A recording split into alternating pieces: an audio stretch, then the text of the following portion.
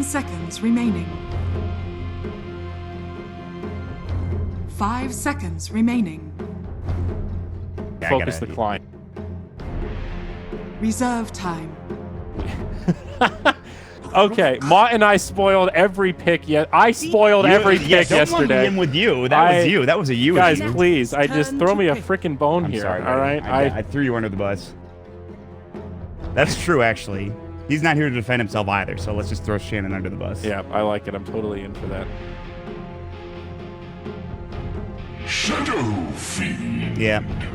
DC's turn to ban.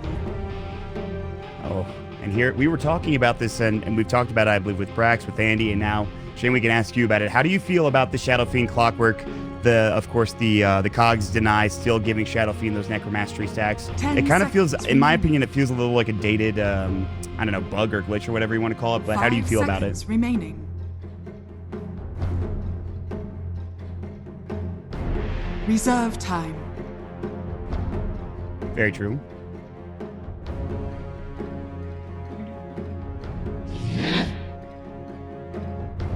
Fnatic's turn to ban.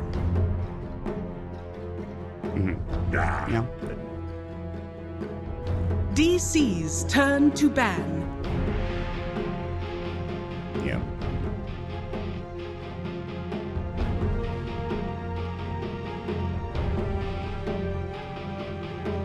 Yeah. It feels like a lot of teams have prioritized just the vision game from heroes like Night Stalker, picking up the Aghanims, and it changes the state of the game once you get that item, and it allows you to 5-man. You can pick up a gem, you get so much map control, and it's just a hard thing to combat. I mean, you're right. I mean, like, it's not. You can't like. You can still win against an Aghanim's Night Stalker, but it gets so much harder. I feel like just to move around the map even and try to get ganks going. Right. That is true. Yep. Fnatic's turn to ban. I would hope so. I hope that's the case. Cool. All right. So we will see Fnatic banning out the Earthshaker that DC played yesterday for Forev in the offlane, and he did extraordinarily well with it.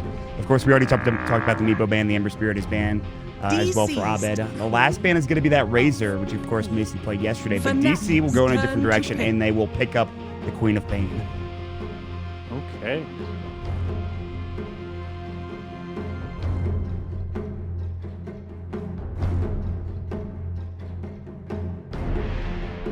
Ten seconds remaining. 5 seconds remaining. Right. Reserve time. Yeah. I'm into Quap now, man. I really like having Quaps in games. Quap and Puck are back, in my opinion. I think they're very strong this patch, and I'm really happy about that, to be honest with you. Yeah. Yeah. That's...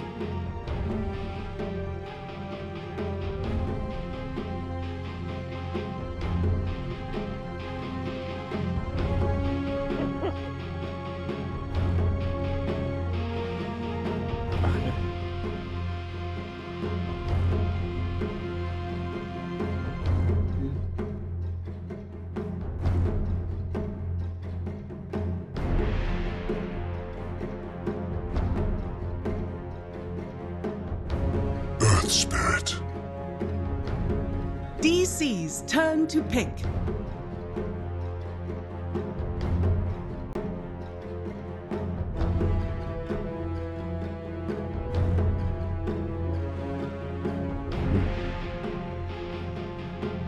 Ten seconds remaining. 5 seconds remaining. So we've got our roaming supporter Spirit, probably going to be the offlane Clockwork. Digital Chaos will pick up the Weaver, more than likely in that safe lane, as they already have the Night Stalker Rubik as their support duo, and then Quap mid, of course. So we're waiting to see Forev's offlane hero, potentially with their last pick, and then, of course, Fnatic. They got to grab their safe laner as well as their 5th position support.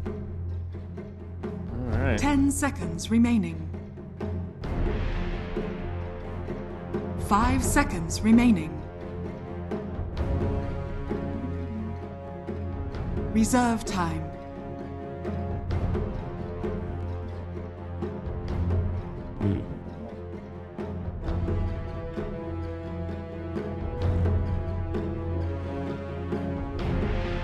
feel like DC has a very mobile lineup, right? Once Rubik gets a Blink Dagger, he's somebody who can sit in the back lines, blink in. Queen of Pain, Weaver, both very mobile. At nighttime, I mean, Night Stalker, very fast, hard to get a hold of.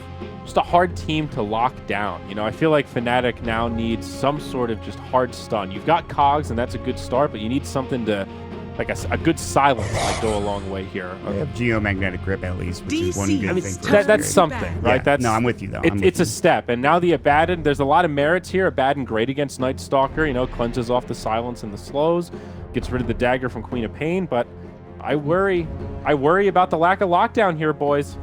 10 seconds remaining. 5 seconds remaining. Reserve time.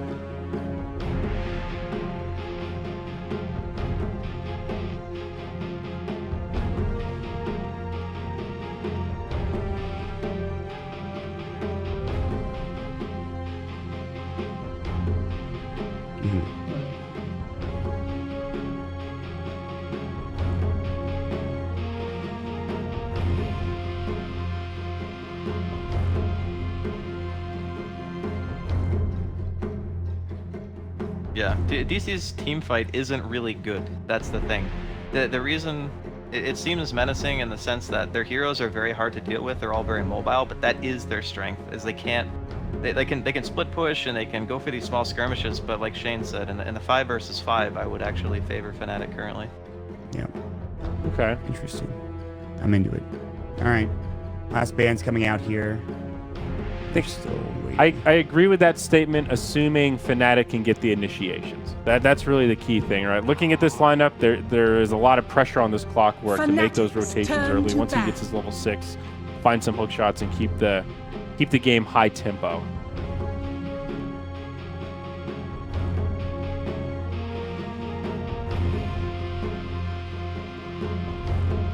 Ten seconds remaining. Yeah. Do you think Sven could be here? 5 seconds remaining. Reserve time.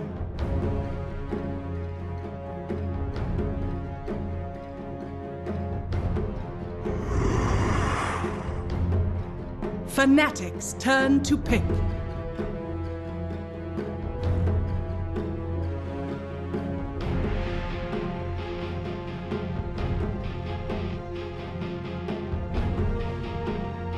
Yep. 10 seconds remaining. 5 seconds remaining. Enigma, final ban from Fnatic. Oh, they go for it again. DC's Wow. turn My to God. Yeah. All right, but here's the thing. There is a Shadow Fiend already on their team, so it's not going to be the mid Bloodseeker, assumedly, for Fnatic this time, I would imagine. You want that Shadow Fiend mid. They might play it in the safe lane. pick. 10 seconds remaining. Yeah, that's kind of gross. 5 seconds remaining. I mean, it's pretty good, guys, but they literally, like, Earth Spirit and Clockwork are Reserve all time. of their control outside of Bloodseeker Ultimate. And it is a form of control, but Yeah. well, she can blink. Tide Hunter. Oh.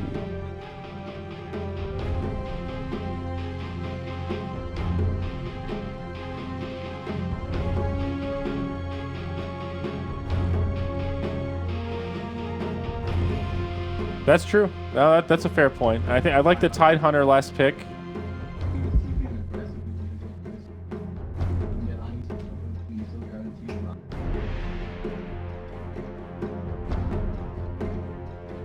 All right, well, best of 3 here, folks. Again, this is elimination. We're in the single elim part of the bracket. We need some predictions. Shane, what do you think? Who's taking game 1 here, buddy?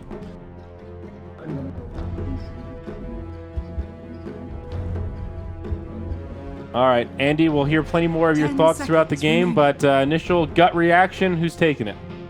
I believe in the 5 QO seconds Bloodseeker. He made remaining. me believe yesterday. All right, I'm actually going to be in the Shane camp. I will go DC as well. I think their team fight's going to be just a little too much. But time will tell. You're absolutely right. The QO Bloodseeker yesterday was very impressive. It turned some heads. and it absolutely shut down that sniper in the 1v1 mid lane matchup that we saw. So exciting stuff that lies ahead. This is just our first series today. We'll have our second heat coming right after this. It is IGV. Fnatic really just want to play the 5-man Dota around the Shadow Fiend, I think, and around the Bloodseeker during the mid game. They swap out the Clockwork to his support position, so he'll be able to...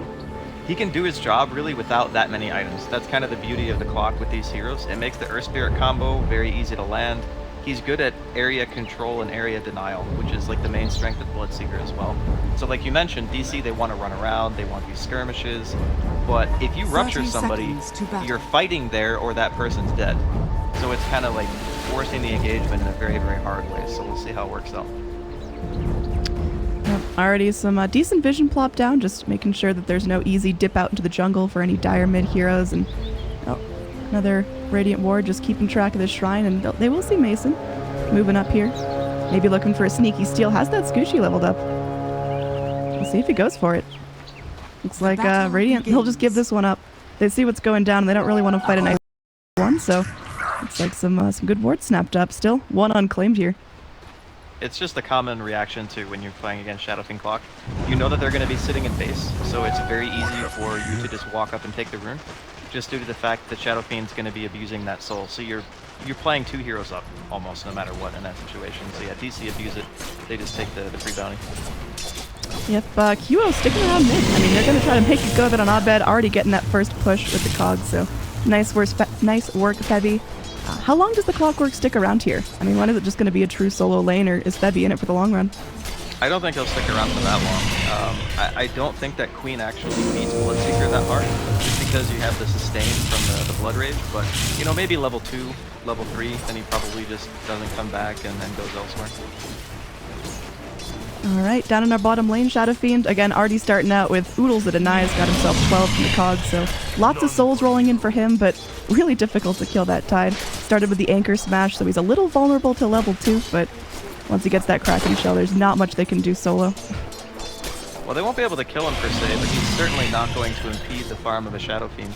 That's the one thing about Tide, is you kind of want melee heroes to abuse in lane, and really kind of like throw Anchor Smash at him, mess up their CS, be a general nuisance, but against a hero like Shadow Fiend with this base damage, he won't be able to stop it.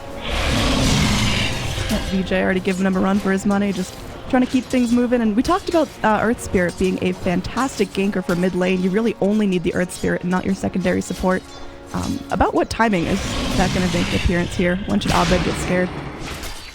I don't think that they really need to kill the Queen in this matchup, funnily enough. I mean, a lot of the time you look at it and you say, yeah, you know, we can kill this Queen, but Duo's doing more than okay. He doesn't really need any outside assistance, so whatever DJ decides, and if it's just keeping this Tide low bottom, you know, we can see 4F kind of walking it off right now. But yeah, if they just keep him low, the Bloodseeker's going to crush his lane. Yeah, Bloodseeker already feeling dominant. 12 last hits to the Queen of Pain's 5, so yeah, you talked about this not being a super Queen favored matchup, but how far can she afford to lose the lane? Like, when is the point of Queen of Pain starts really struggling and needs help from her supports right away? The scary thing is, even if he gets help, there's a chance that they won't kill him. Just because of how much he gains through having that thirst. Like, you can see how aggressive he was playing this, he's just walking up and hitting people.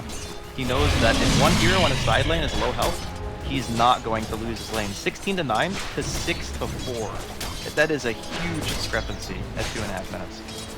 Yep, starting to see it in terms of levels. Quap only 3.5, and Bloodseeker is going to hit 4 here, so just getting that leg up here. It is scary for Queen of Pain. How does a Quap play from behind? I mean, how do you not just get totally crippled into the mid game? You gotta TP around and look for fights, or like you mentioned earlier, somebody has to rotate for you. So as soon as you hit 6 is when you want to start trying to contribute with the Sonic Wave. You know, you TP around the map, you hope you get a kill to get yourself back in, because right now, it's not even really a skill-based thing. It's just that you can't win this matchup. You are looking at a Bloodseeker farm creeps and you're going, well, I got a Rubik support, and that's about it. That's an appetizer, man. Bloodseeker gets lifted back, but you can see Abed just can't even stick around in lane. The threat of the Ravage getting ever closer as Bloodseeker's going to pick up his 5 soon. Yeah, once he gets Rupture, he's obviously going to hit 6 before Abed at this point, because he's gotten so many denies, like 11 to 5. When he hits 6, Abed has to have a TP in his inventory or he's just going to get dope. And that's something that he's going to have to be very cautious of because, as you mentioned, he's only like 2 or 3 creeps away from level 5 for QO. But yeah, lanes, I guess more specifically middle, going very, very well for Fnatic. And if you look at Forev, he is also getting almost nothing out of this. So by keeping DJ bottom, he's prevented the Tidehunter from pulling ever. Like, Forev's not been able to get anything really outside of the creep EXP. And, you know, he's trying to contest, but again, Shadow Fiend hits so hard. Hits for 94 damage at 3 minutes in. Yep, some body blocks coming in. I mean, some damage will be done to Tide here, but definitely can't finish it out. But yeah, like you mentioned, Bloodseeker, farming like a champ, Shadow Fiend completely unchecked. Up here in the top lane, Clockwork's just been having a fun time using cogs to burn some mana, keep people under control. I mean, Fnatic, they are doing very well in their laning phase. What's going right for DC right now? Hard to say, really. I mean, I guess the Reaper's getting farmed, Mason's getting items. That's definitely what they want. He's the one who I think is going to be the most difficult to deal with. So if he gets the start that he needs, then I think that DC are they might find DJ. Yeah, in some trouble. Looks like he's probably going to end up burning down. One more right click should do him, ticking down to the Shadow Strike, and Abed does score first blood. He has to leave lane for it, though. Now Febby just going to be TPing out of a sticky situation. The first nighttime and a double damage Night Stalker on his ass, but they can't actually lock down the kill. So QO just going to play safe under tower. Still really looking for that level 6. He's so close. Can't step out too far here. Looks like Bulba doesn't want to back off at all. They bring DJ back to mid, and it looks like Bulba's not going to jump on this Bloodseeker just yet. They're trying to get Abed back into the lane. It's really, really hard, though. Abed's not even level 5, and QO's going to hit 6. This is going to be very problematic. I don't know really what they can do in regards to mid, but they are wrapping around towards bottom, so we'll see if they can kill Aja, perhaps. Oh no, they're just going to turn back. They are going to turn out. Rupture going to be picked up on Bloodseeker, and one more creep. Got to keep an eye on him, just busting that out. But for right now, it looks like DJ might get the unlucky end of the stick again, but we'll make it back to our Shrine of Febby. Only level 1. This Clockwork has just been on the move consistently. Great use of the cogs there, but a couple more levels sure would help out his damage. And now Bloodseeker sprinting around. He's hungry. He's got that thirst passive rocking out. Looks like Dubu may end up just ticking down the old natural way. One more hit, and it will go to Febby. So nice experience, nice gold rocking out to that Clockwork now. It's a really tough situation for DC. Their support pairing is very unorthodox.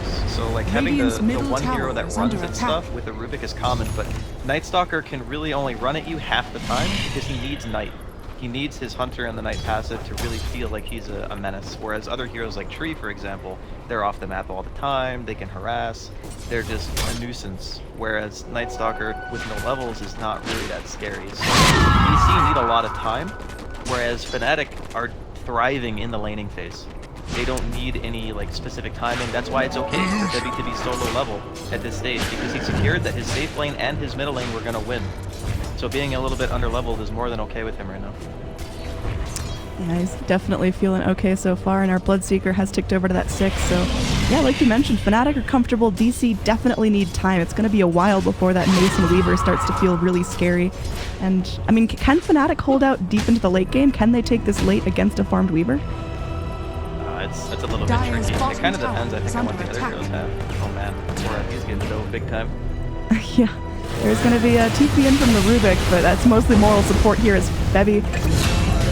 Yep, that's not it. Bulba going in. They will be able to lock down Ajit. This could be a big kill on the Shadow Fiend if they can find it. They lift him up, commit the Sonic Wave for it, and that will be a kill. A roll in reinitiation here onto DJ, and yep, they've got it. That's going to be a double kill for Abed, so pretty good way to get this Quap back in the game. Just start funneling her kills. That was a sick blink by Abed, by the way. He blinked in front of the Earth Spear at mid-roll to prevent him from getting away. That was an extremely nice play, getting the 2 kills instead of just the 1. And that's exactly what DC needs, right? They need this Queen to rotate around. They need him to find successful kills, and then he'll be, you know, good as can be. Rupture onto Forev. I like the choice to bring the Tide into the mid to help out with his levels, but seems like he might be in a little predicament here. Double silence, so now the Quap can't blink out of this. Looks like they still want to be focusing down Forev, but QO in a little bit of trouble here. Had that Shadow Strike on him. Needs to find a creep or something to heal up. It looks like he should live through it. They only get the Tide. Quap's still very much alive. Yeah, Rupture's an interesting skill against Tide because during the mid game, if he is level 6 there, there's no way they can make that play, because the Rava's enemy power would more or less kill QO. So I don't know how many more times we're going to be seeing stuff like that against Forev. And the fact that he is kind of Radiant's middle tower halfway-ish is to under level 6, attack. I guess, at 8 minutes. So it's not like he had a completely awful lane. At the same time, you can see Fnatic moving around. They're trying to get as much pressure as they can on the lanes before they know Dire's top that tower Ravage is is going to under be attack. online. Yep, Ravage gonna be that ever-present threat. QO still farming up a storm in the mid lane. Still feeling good, switching over to net worth. He's gonna be topping the charts. And down bottom are Shadow Fiend just quietly accumulating oodles of farm. I don't see Shadow Fiend run a lot in that position 1 role. I mean, what are his timings gonna be? When does he want to start moving with his team, or does he just want to sit and farm indefinitely? Well, he's definitely going to want to move around because he's the primary like siege unit, if you want to call it that. He's the one who gets towers. You sit your Abaddon behind him, you cast a Photic Shield, and you just watch him kill buildings. Now they are trying to set up a gank on him right now. He's playing a little bit passively. I'm just going to shove out the wave to make it a little bit harder for them to dive. But yeah, I Bring in think... the Quap. Oh, are they going to go for this? This is pretty risky. Seems like they're into it, but Abed settle for some creeps for now, and there's a TP out, so no Shadow Fiend kill today. Instead, the mid gonna be pushed in by the Radiant. Yeah, this is what they want. They want to just move around together as a unit. They're even bringing in the Abaddon, so we're going to see that Aphotic Shield and the Blood Rage combination that we talked about during the draft. It's going to help them just mow down towers. I'm excited for it. Bebby trying to do his best to zone here. Still a long ways off hookshot, but like you talked about, this clock can take his time. As long as he's on points with those cogs, that's going to be enough to zone back for his team. And looks like this tower is a sure thing. Going to take their time finishing it off, and Bloodseeker snaps that one up. So immediate TP down. Bottom lane's getting heated. They got a couple trapped in the cogs. Mason able to scoochie out. Very, very low mana. Looks like they are still hunting Bulba here. They go for the Rupture. He tries to TP out. He is currently silenced, but the TP completes. They just don't have the lockdown necessary without that hookshot. They kind of used all their spells right away. Like when DJ TP'd, there was already a hero on cogs, so I think it might have been just better to save the Boulder Smash, but I guess he just threw it out, maybe worried that Febby was going to die. Radiant yeah, nice TP there are from Bulba. fortified. Well, either way, they don't score up any kills here, but still bringing in the whole squad to push this tower. And you talked about Fnatic really hitting their peak right about now. They just want to be sieging as 5. The Abaddon can sponge up a huge amount of damage. And ooh, silence onto the Weaver. They push him back with the cogs. Mason in some serious trouble and does go down. TP in immediate Ravage. They've got 4, and now Night Stalker's hungry, trying to bring up the rest of the fight. There's going to be that Requiem dropped out, doing some serious damage to the Rubik, and another commit back in. Abed, that's Sonic Wave not quite doing enough. The Radiant, they are starting to drop, but Abed's in some trouble as well. Duo chasing him down, activates that shrine, but just gets blasted. That's going to be a very, very bloody engage. Fnatic lose 2, but 4 heroes dead for DC, and their tower going to be going down. Yeah, the Ravage looked really nice at first, but the problem is the follow-up wasn't there right away. You saw that Abed wasn't in the team fight until well after the Ravage stuff. And at that point, they lost Mason, so the fight can no longer really be taken. I don't know, that was a really weird defense. I didn't think that they would try to force an engagement like that.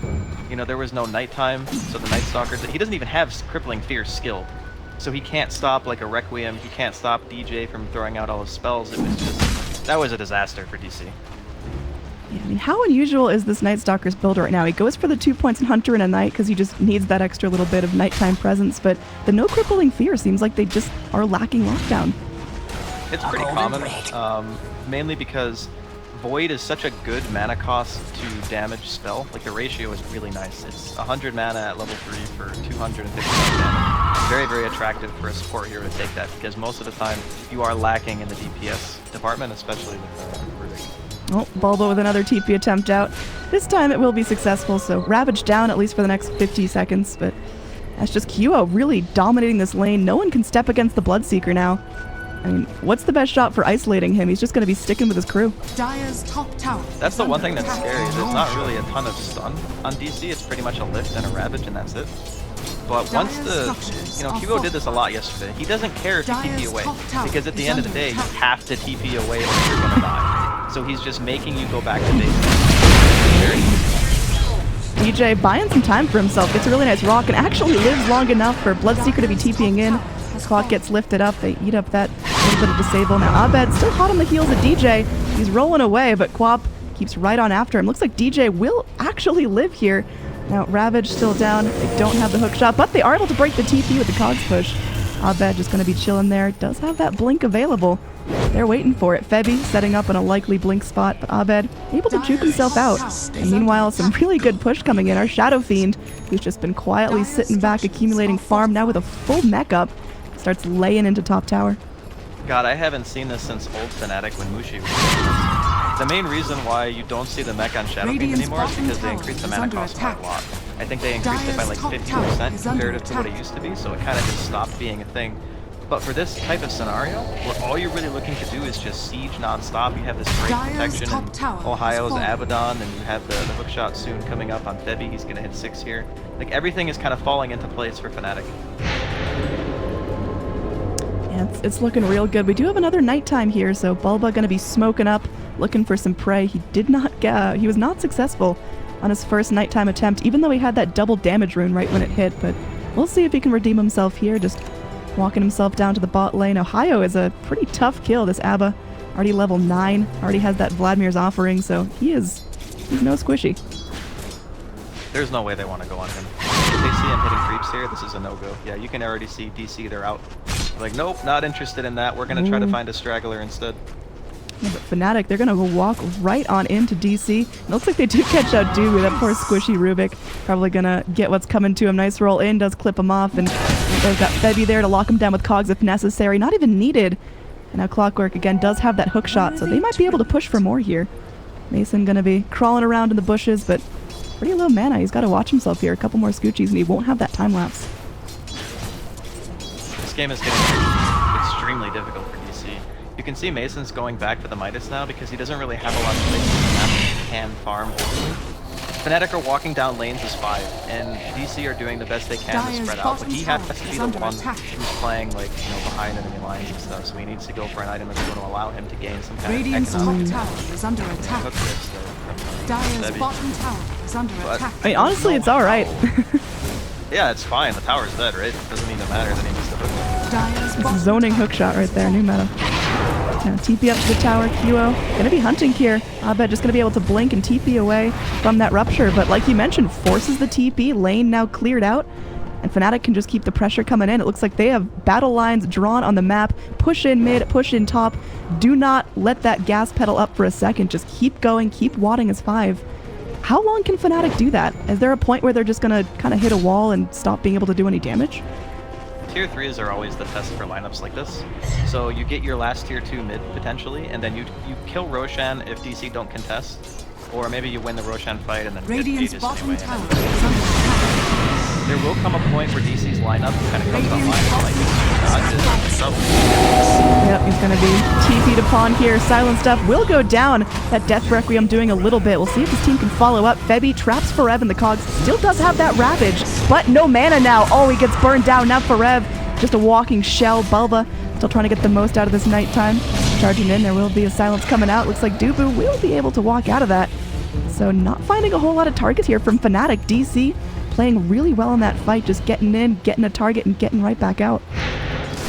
Finding the isolated Shadow Fiend is probably the best kill they can get. I think it's even better than killing QO, because QO is not the siege hero. He doesn't want to walk up and hit the tower, he just wants to blood rage Ajit and sit in the back and wait for a potential engage from DC. So the fact that they find the Shadow Fiend means the siege is halted, they're going to be able to push out a couple of lanes while waiting for him to respawn. They're even going at him again. Oh, if he dies again, this is so bad. I don't think he will win. Daytime though, so Bulba, he's a little bit sluggish there. Ajit able to walk back behind the tower, and there is still 4 heroes banding together, could potentially kill off this Rubik or at least shove the lane in. So Fnatic, a little bit of a fumble there, losing that Shadow Fiend, but certainly not the loss of their momentum. They still got about a 4,000 net worth lead. You can't give away a lot of those though if you're Fnatic, because their team is meant to do this. They're meant to like barrel down every single lane and take your towers. Over time, Mason with his finished Midas now, he's going to make his way towards that Linken's and then a damage item. And then you're going to start wondering, okay, so how do we actually kill the Weaver in fights? That's when things start to get hairy for Fnatic. It's just that DC's team needs more time to get core items than what Fnatic does. They can just go as early as they want. They really only need levels on a couple of heroes, and then they just hit towers. That's all they need to do. Yeah, it looks like Fnatic taking this opportunity to pull a quick Roshan. And down bottom, I mean, DC know what's up. They were pressuring this tower for a long time and no one responded, so probably a likely story that Rosh is being taken. And now Ajit, he's got that Aegis tanking him up even further. He's got the Dragon Lance for stats, Radiant's so bottom Shadow Fiend tower is is, under attack. I mean, he's online. He wants to be fighting, but hopefully he'll be sticking closer with his team and not get caught out. I think they still have about like 10 or 15 more minutes if you're Fnatic before things start to get really hectic. Because by then, we're talking finish Lincoln's on Mason, maybe he's halfway to a damage item at that point, and assuming they don't lose any fights really badly for Fnatic, I'd say that's about their time frame. And then it's going to be Mason pushing lanes too fast and Abed pushing lanes too fast, and you're going to get pulled back, and you're going to have to go to different places, and then you're going to get picked off. And that's when DC's lineup starts to become terrifying. Yeah, I mean, what's the point of no return for Fnatic? Like, they're going to go in, they're going to try their luck at tier 3s eventually. How much do they have to get by that 30-minute mark before it becomes really difficult for them? I'd say like at least one Rax to feel comfortable, because then you have one lane pushing in idly all the time, and against a team with this much mobility, you kind of want that. You want one lane idly pushing in for you, so you don't have to address it, Radiant's you know, top every tower 2 is minutes under when attack. Mason or Abed are there. Yeah, I mean, DC, they can push lanes pretty quickly, but Dire's super middle creeps and tower mega creeps is will make it under attack. difficult for them, and now Mason will get ruptured here. The hook shot for good measure. They're going to keep him silenced up, and that is a dead bug. He will fight with his last breath, but nice kill, just checking the pace of that Weaver. He was thinking about finishing off that Lincoln Sphere, but it's going to be a long time coming now. That was a very nicely executed game. I mean, sure, the initiation from DJ kind of whiffed on the silence mark, but it's kind of what we said during the draft. If you get hit by a hook shot against those heroes, if they're chain silence, there's no way you can get out. Oh, now Kyo goes in. This is a solo TP.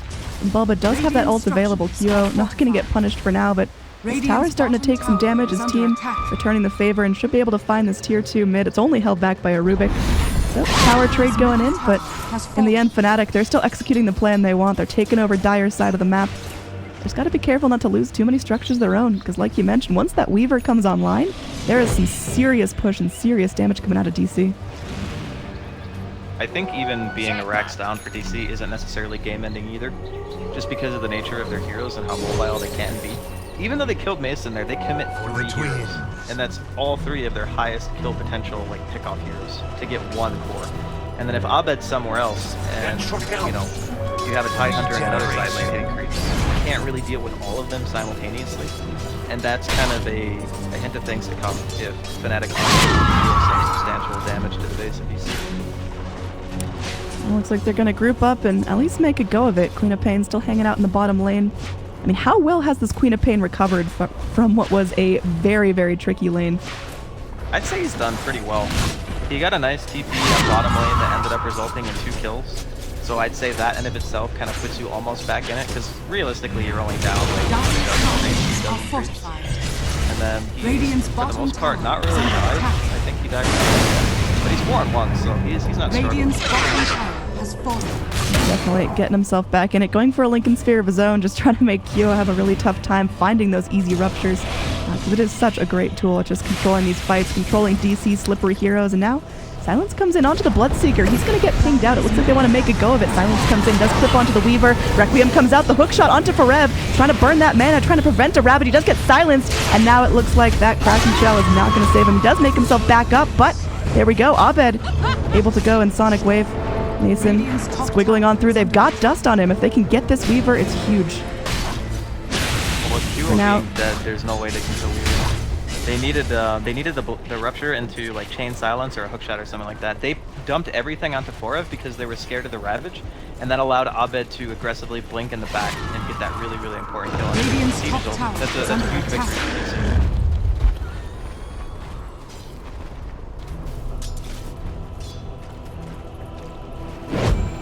Radiant's top tower is under attack. They're still standing. They did get the tier 3, which is still something, but not as much as Fnatic wanted or maybe even needed to get out of that exchange. And now DC are at smoke bottom. They're looking for someone to go back and potentially farm this, and if it's QO, he could just die again.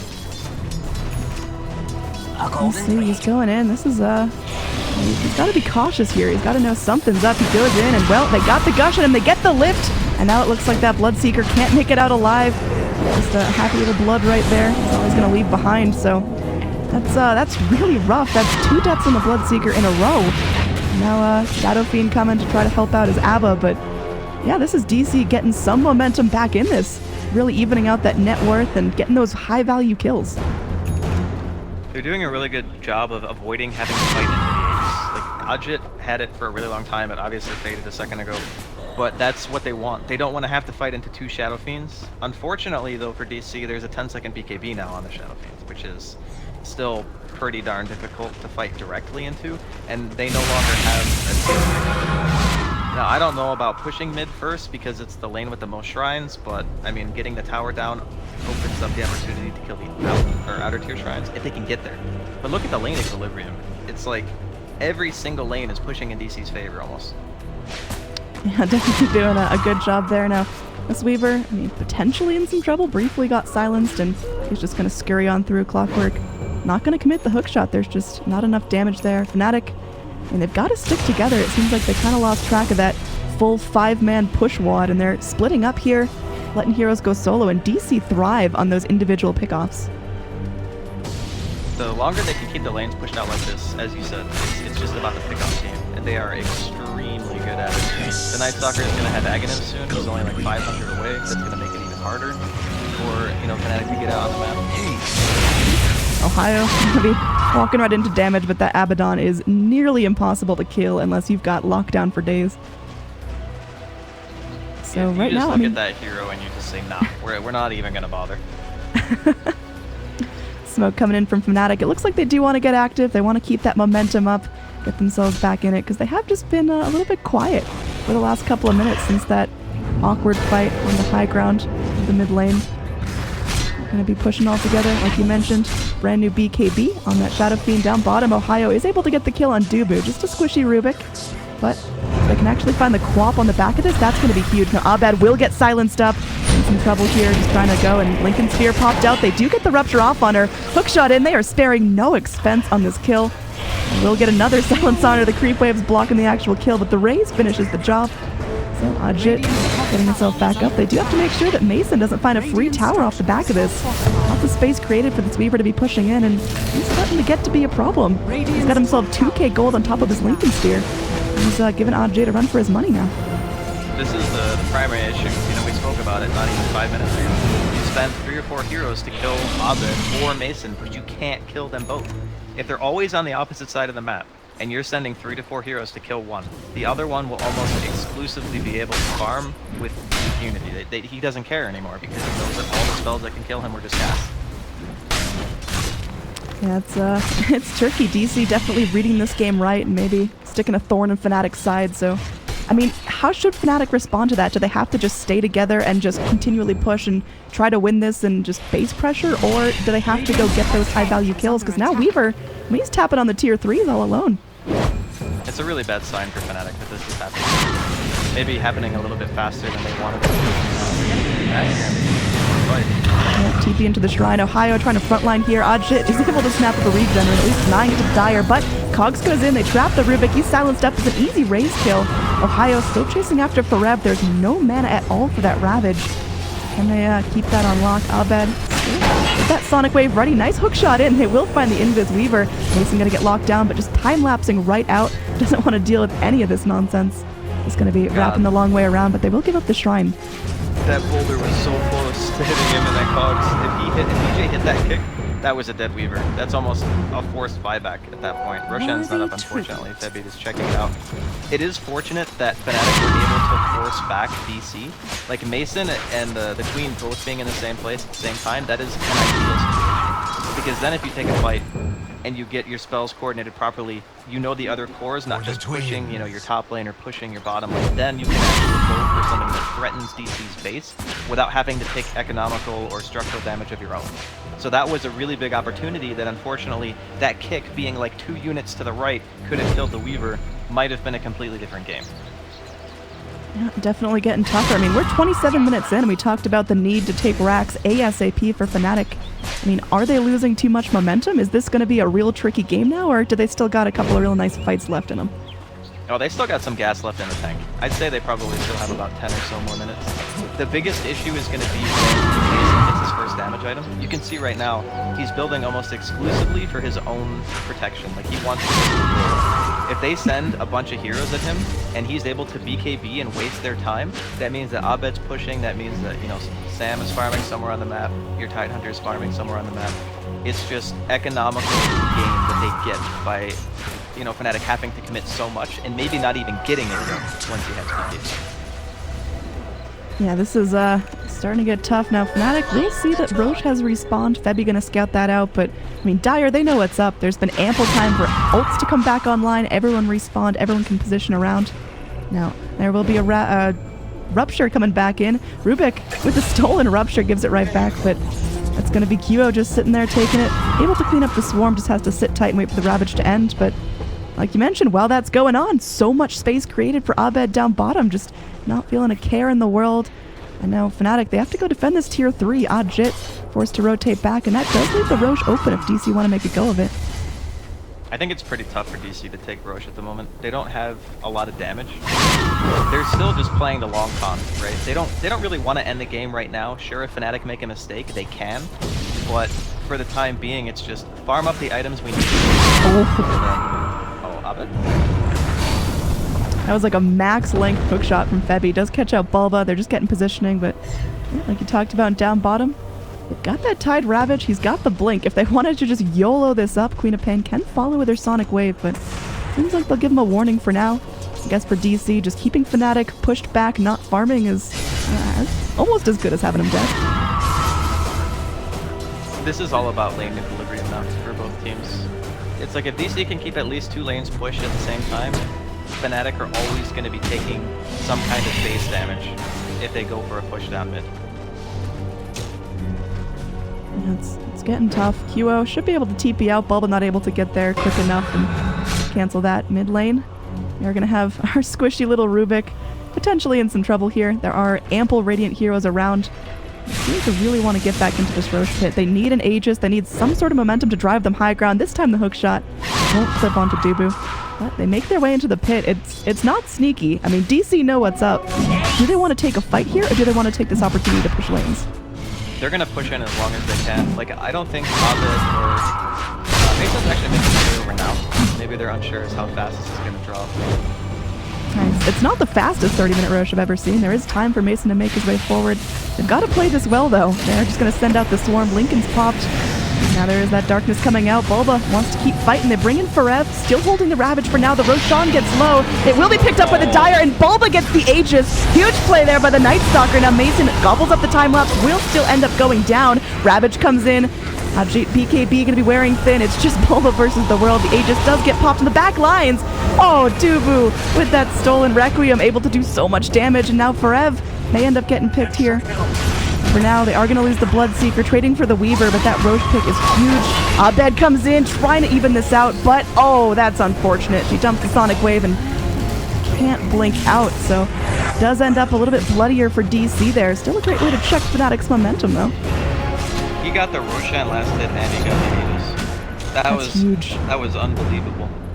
I think they also got cheese baited as well at the very end. Because that was the second Roche, which means cheese. So I guess they didn't get the Aegis, but they got the cheese. I didn't see 100% who picked it up, but I think it was Jit. But either way, that looked like it could have been the time for DC to turn it, but losing the cores like this, Abed is forced to buy back. They still have Glyph though, see if they can hold this off. Yep, Bulba up in 10 more seconds. It is nighttime now. Ohio taking some damage, still has that borrowed time. Jit just sitting there and sieging. They've got to stop him. They've got to keep him checked, but the silence on the Quap is going to be huge. Borrowed time comes in. Ohio trying to soak up as much hope as possible, but not in a great situation here. It looks like Ohio could end up going down. They do blast apart the Abaddon, and they're chasing for more. Abed focusing down on Jit. They get the lift onto him. Febby with that blade mail trying to defend his cores. Jit's going to be BKB'd up, but still running low on health, running low on mana. Nice cogs by Febby. At least distracting the Dire cores for now. Another hook shot back in. They do end up breaking the link into the Quap. Can they turn this around? With Kyo coming back in, letting that double man silence, it's going to be huge. And the raise from the low ground takes out the Quap. And now it's a silenced up Weaver. Oh man, it's a bloody fight. But getting that Quap down again along with the Weaver, that's potentially game winning. That Quap already bought back. That was insanely big. Neither of them can buy back. It was a dieback for Abed. I think Mason, did he spend his money or something, or did he just never have enough to buy back? I mean, he might not have had the money in the first place, but like you mentioned, insanely good. Yeah, Weaver 300 gold short of that buyback. A little bit rough for him. I mean, he had the BKB, he had the Lincolns going. It just seemed like Fnatic, they had really clear targets in that fight. Great use of the Clockwork, Hookshot, and Cogs to keep everyone distracted off of that Shadow Fiend and bought him enough time to at least go down fighting. Got that raise in the high ground, clipped the Quap, able to get off one last Requiem, so very well played there from the Clock. The cores on the side of Fnatic are just, they've been ahead pretty much the whole game just due to the laning phase, and credit to Fnatic because it's not like DC are playing this poorly. They've actually done a very good job at splitting up the map and kind of stopping Fnatic from getting that death ball going, and they still have not lost racks, which is the most important thing. So sure, your cores died, Abed dieback, but the fact of the matter is you can still play your game. It's only a 6k net worth lead for Fnatic right now. So it's 1 or 2 bad team fights away from DC being back in the position they were earlier, where they're able to push out all the lanes, and then Fnatic are just running around like chickens with their head cut off trying to stop them. Yeah, definitely not going to be a quick game back in this for DC. They've got to take a couple more fights like that. But as long as their racks are up, I mean, it's just infinitely easier. The lanes are still going to keep pushing out in their favor. They've got Mason now getting close to his Dragon Lance, so going to be bringing a little more damage out of him. Is this the build you want the Weaver to be going, or do you want just more raw right-click power out of him? I think he wants fights just because of Clockwork. I think he's just building literally every item to stay alive, because even though he has Lincolns and BKB, he's still dying in fights. Rev almost gets flipped there. Dupu waiting on the high ground. This Rubik, he's had some trouble staying alive here with his 6 deaths. Just, I guess, eating up a lot of the initiation for his team, and now it looks like these racks are in some trouble. Now again, Queen of Pain cannot go down here. Still buyback on cooldown. They're going to go in. They will find the Abaddon, but he heals back up to full health. The stolen Requiem from the Rubik already committed. Now Ohio just going to be taking up damage. There's the Ravage, though, connecting onto 4. Hookshot back in from Febby, locking down Mason and the Cogs. Mason's going to beat KB, walk right on out of there. Ajit going to be going down swinging. The Rubik gets low. QO able to finish him off. QO still alive, but being chased by 2. They're in trouble. They get the dust on Mason. Oh man, this Weaver is in some serious trouble. Meanwhile, Febby is going to be going. Another great use of Cogs to lock everyone down. Queen of Pain able to blink away. QO is going to be going down, but looks like they will trade for Rev, so 2 for 2, but the Bloodseeker going down means Fnatic are going to have a bit of a tough time pushing out and getting anything out of this. They just chased QO around for so long that fight. Like, Sam used the new Hunter in the Night active to like follow him through trees. He had bugs on him. There was just non-stop tunnel vision on that poor Bloodseeker during that fight. I mean, that was a 10-second BKB charge as well. You would imagine with the amount of farm that he has at this point, that they would have been able to win that a little bit more handedly, but I guess at the same time they did get ravaged. I think it was like 3 or 4 heroes that got hit. Nice initiation there from Forev. Managed to, again, they hold a little bit. I guess they did lose the melee racks at the end of the day, but they don't end up just, you know, taking it. They get something in return as well. Yeah, I mean, Queen of Pain stayed alive. The Weaver still up and fighting at the end of that fight. It wasn't like it was just totally over, and I mean, for only losing half a racks, it's 35 minutes in, and Fnatic's just been going at this push strat since minute 1. DC have done a great job holding this off, but I mean, how much longer? Fnatic, they still got, you think, 5 good minutes of pressure before the net worth starts swinging for DC? It might be the next Roche, honestly, that decides it. I think that that's going to be the make or break for either team, because another Cheese and another Aegis could just mean another full set of racks for Fnatic. If you know, DC don't have buybacks on one of their cores and they end up taking a bad engagement, if you don't contest Roshan and Fnatic get it, yeah, it could be the end. But Mason's still kind of lacking in the damage department. That's the biggest concern for DC at the moment. Hold it going in. Looks like they want to make a go of this Abaddon. Again, stupid difficult hero to kill, even if he's on his own, just because he's got 2 lives and now that Lotus Orb making things difficult. He's, I think, Shadow Strike the Queen of Pain a couple of times with it, but so far, nothing super major.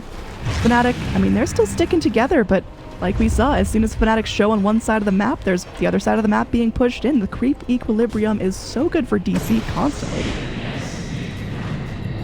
Yeah, this is the game plan for DC, always has been. You just force the enemy team to split up through pushing, and then you eventually find a pickoff, and that pickoff results in structural damage. That's just their lineup 101, basically. That rotation back down. Clockwork not going to land that hook shot onto the Rubik. Rubik, though, well, he manages to get himself out of this, and now there's battle lines drawn. It seems like DC, they want to go take over this corner of the map. Nice ward here, spotting any rotations forward, and I mean, DC, they're definitely holding their own. They're not confined to their base. They're not starving. They're still getting farm, still pushing out the wave. And Abed just going in, got some Shiva's Guard action going on. Is that the item you would have picked for Quap here?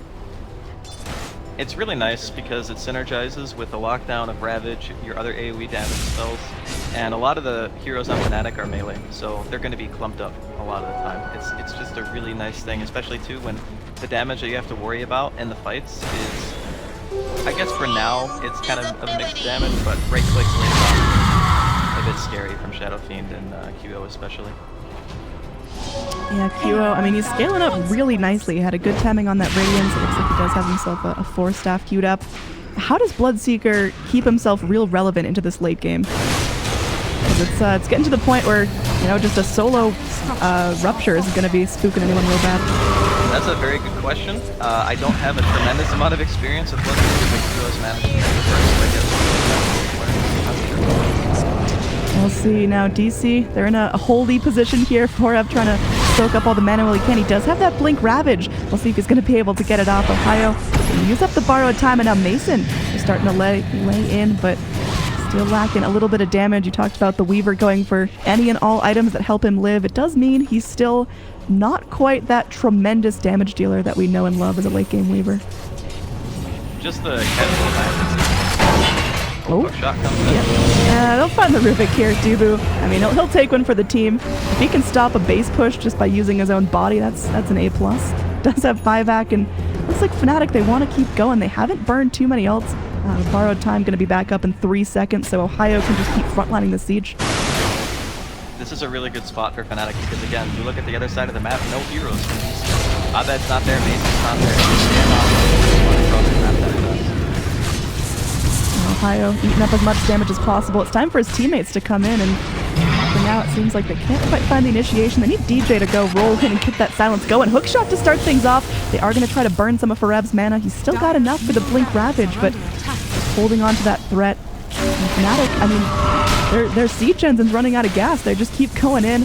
Slow but sure, chip damage onto this tier 3. We'll eventually get it. Jit will be walking back in time and will not lose his life. So Fnatic, they go in. It takes them a little bit longer than they were hoping for, but they do still get a tower and take no losses.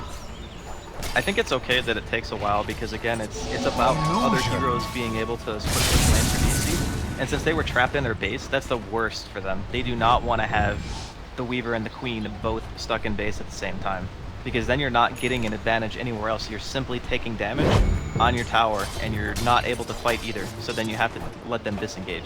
The only reason Fnatic went back is because they want Roshan, and dear god, there's a double damage. Roshan's double gonna damage. be spawning. Oh my god, this is actually so bad. Yeah, QO just lets it spawn right under his nose. Not taking the double damage yet. Just doing this on his own devices, and it's going to be melting really quickly. There is a ton of right-click damage coming out of Fnatic.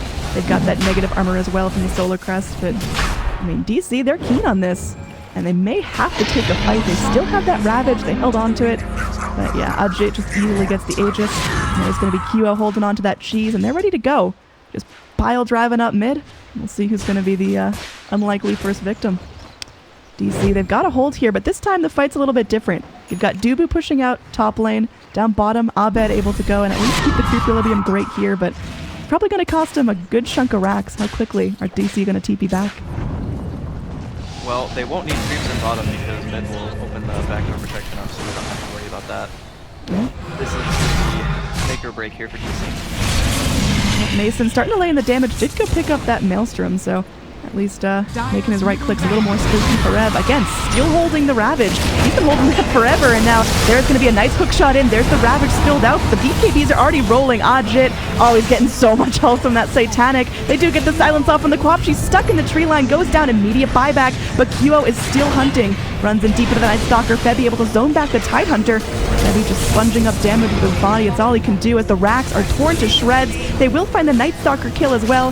Night Stalker and Rubik both dead for good. Buyback's not coming out for them. And now it's just up to these 3 heroes to hold everyone back. It'll be a little blood right. Silencing up for Rev, and they do get another hook shot on him.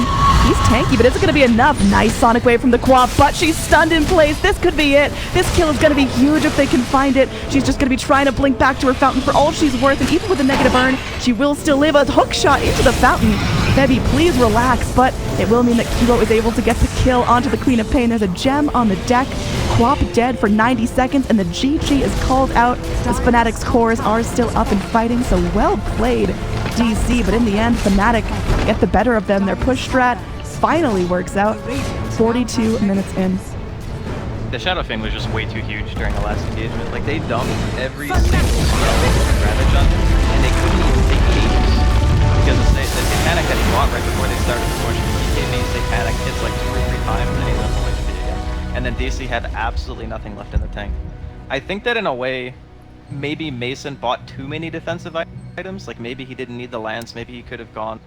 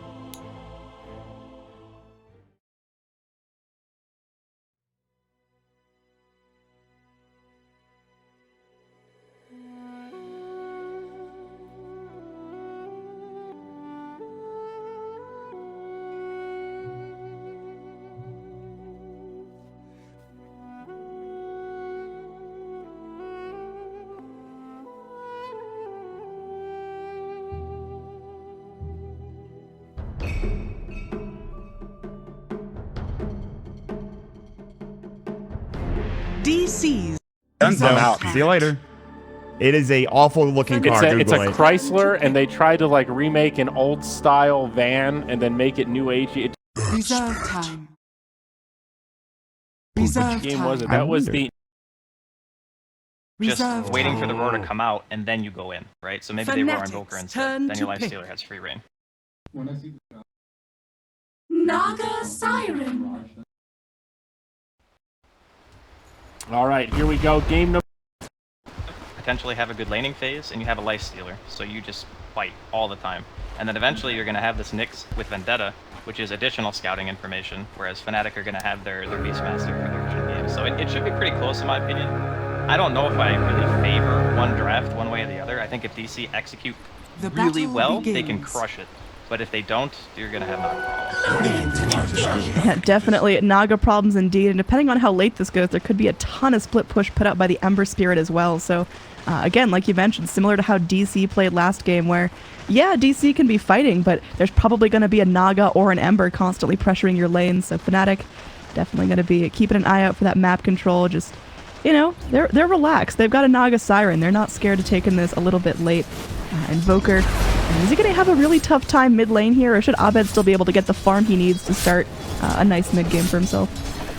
I think he'll get a little bit of farm. He's definitely not going to be harassing out Naga though. 7 base armor and 4-man shield, good freaking luck. That hero does not take damage. But it's not going to be like the first game where QO just had like this massive advantage and just crushed it. He'll do alright, but I don't think Abed will be suffering as much as he is. Yeah, absolutely. You can already see Naga scoring up some last hits. Invoker still 0-0. And, well, QO just going to be going at it. But you guys mentioned in the draft that DC's whole lineup is basically just Sunstrike setup in that mid game when Invoker's kind of bailing out a lane, dipping into the jungle. They've got so much initiation and so much hold that Invoker should be able to get off really solid Sunstrikes on whichever target is jumped. That's why I'm like looking at this bottom lane. We saw something very similar to the lane with the Sand King, and it just dominated. It just destroyed their opponents. I think it was DC with the one who was getting wrecked by that dual lane. I can't remember off the top of my head, but either way. Yeah, Sunstrikes on top of stuns, on top of Caustic. No, it was the exact same duel lane, yeah. It was the exact same heroes, the Nyx and the Sand King. Double bug strat works again. I'm really looking forward to this Pudge. Like we mentioned, the Beastmaster going to be adding so much vision, so Hook should be on point. I mean, what does Febby need to do on that Pudge just to have an A+ game? That's kind of what I'm asking myself right now. I'm like, how the hell does he do anything in this situation? Normally what Pudges do, if they find a part of the map they can pressure is they go around, they look for the bounty rooms, they try to find supports that are like by themselves, and then they just run at you with Rot. Like that's how they influence the early game. But if DC just have strong static lanes, the only thing he can really do is get bounties and like try to get whatever experience and gold he can via pulls, which is when experience downs. I think in this situation what he's doing is pretty much his best of a bad situation. Yeah, he'll definitely take a long time with those levels. Will not have Dismember for a while. So hopefully the rest of his team can hold out, can wait on those lockdowns. QO taking a bunch of damage mid, but just going to be bottling up and has a little bit more regen if necessary. So things, like you mentioned, pretty static for now. Not a whole lot of blood being shed or even attempts for it. It seems like both teams are content just, you know, not touching each other, farming up, soaking levels. When's going to be the tipping point? When does one team want to get in there and start feasting? I think it's just about whoever gets out of position in this bottom lane. I think that's most likely where we're going to be seeing a kill. It could actually be top 2 if Ohio's not careful. For now, he's just harassing back the tree, having a fun time. Now, roll in. They do clip Forev, but he's got that Burrow Strike. Now, double impale from Bulba. Pops out the Carapace, and there's just going to be a bit of a stalemate. So, yeah, pretty difficult. Very tanky heroes so far for DC. You guys were talking in draft about how Pudge thrives on going in for those unexpected picks on squishy heroes, but no, Fnatic, they're not going to find themselves squishy heroes. DC have a very tanky lineup. It is pretty cool to have a support Pudge though, even in a game like this, because as I think it was Diary about one of them mentioned something about like this number being very good against Lifestealer, which is true. I had to hold that thought though. I'm getting punched here in the top lane. Yeah, I'll make it back just fine. He's got a full salve. Yeah, so the thing about Pudge is, in a support capacity, it doesn't really matter if the Lifestealer counters you, because you're a support hero. You know, if you're a 4 Pudge, then maybe it's a little bit worse because you're going to have farm priority. But if Febby hooks and gets a full Dismember on a Lifestealer and it dies after, who cares? You disable that Lifestealer for like 3 or 4 seconds, and then your other cores are doing work during that time. So even though he might not have the best early game, he's still going to be able to offer some lane pressure, and he's still going to be able to throw out defensive and offensive hooks and offer a BKB to save later on. Lane looks like we're shaping up for a gank smoke onto Febby and DJ. Febby, he's got that level 1 hook. Gotta be smart with it though. If they can catch Abed off guard here, that'd be huge. Oh, he has net skill. This is almost a fun. There's no way Abed's expecting to go ahead more than he does. Maybe he's a god. Jesus. He's his spidey senses are tingling, man. I tell you what. He's gonna be going in and may push in a little bit too far here. Pudge now getting in range of that level 1 hook. Man, Abed. Does he know? They know because they're playing. Look at how aggressive they're playing on Audrey. That's why they know.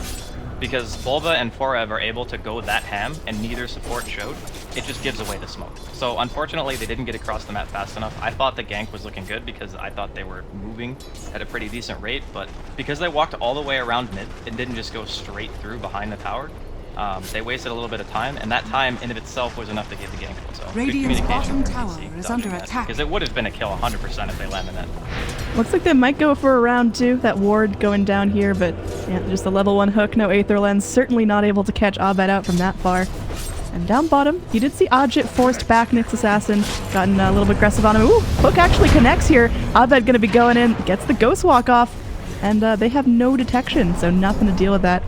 I feel like detection's gonna be a big thing for Fnatic with a Treant Protector, a Nyx, and clearly Abed that's capable of just going in, snapping up that Ghost Walk. Anyway. And yep, the Rot doing a lot of work for him. QO staying on top of him. There is going to be that little tornado coming out, but it's not enough. Febby scores first blood.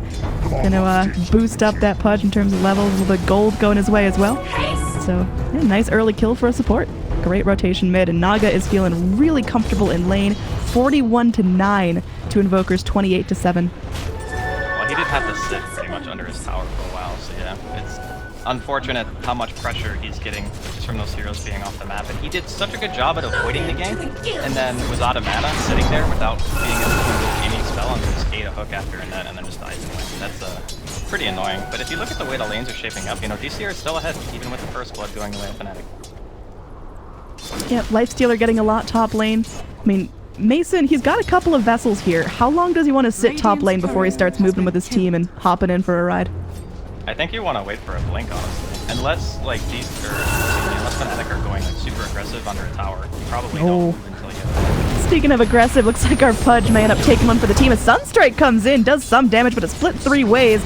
There's going to be that Burrow Strike, locking down 2 Radiant Cores. They will be able to find the Treant Protector, but now DJ in some trouble. Impale up in 2 more seconds. Looks like Bulba should be able to snap this one up with 1 more click of the pincers. And Farev with a reinitiation onto the Ember Spirit. He's only level 5. Oh, if they can find this kill, that'd be huge. But a hook comes back in from Febby, chasing down the Sand King with the Rot. It's slow going, but they should be able to find the kill. There's the Sunstrike, and not going to connect onto Ajit. I just can't believe how well I see Nick Zanking and I'm like, okay, that's what I'm saying. But the thing is, you can't really commit to either of them because they're both just very, very tanky heroes. Zanking 5 armor, has a 4-man shield. The Nyx has carapace and boots, so we can just walk it off. It's a very interesting dueling. We've seen a lot of success here at the... We'll see if they can keep it up. Again, both of those heroes probably trying for a blink. Farev, that's at the top of his mind. He's got it already queued up in that quick buy. So we'll see if he's going to be able to get it at a decent timing. Nice initiation there. They go for the hook, and they do find Farev. Nice little fish's wish there. Farev will end up going down. They have to trade for the Earth Spirit, but still overall a great trade. Yeah, I'll take that one any day of the week. I mean, look at the CS comparatively. Like, Ohio's catching up now because the wave is under Radiant's top a tower lot is of under time. attack. But, you know, 2 or 3 minutes ago, the Sand King was doubling up the CS, and Forev has died twice in a row, and it still has more CS. That kill is absolutely huge. Making the Blink Dagger timing slower, getting your Naga more items before you have to worry about that Blink at the center with the Lifestealer bomb.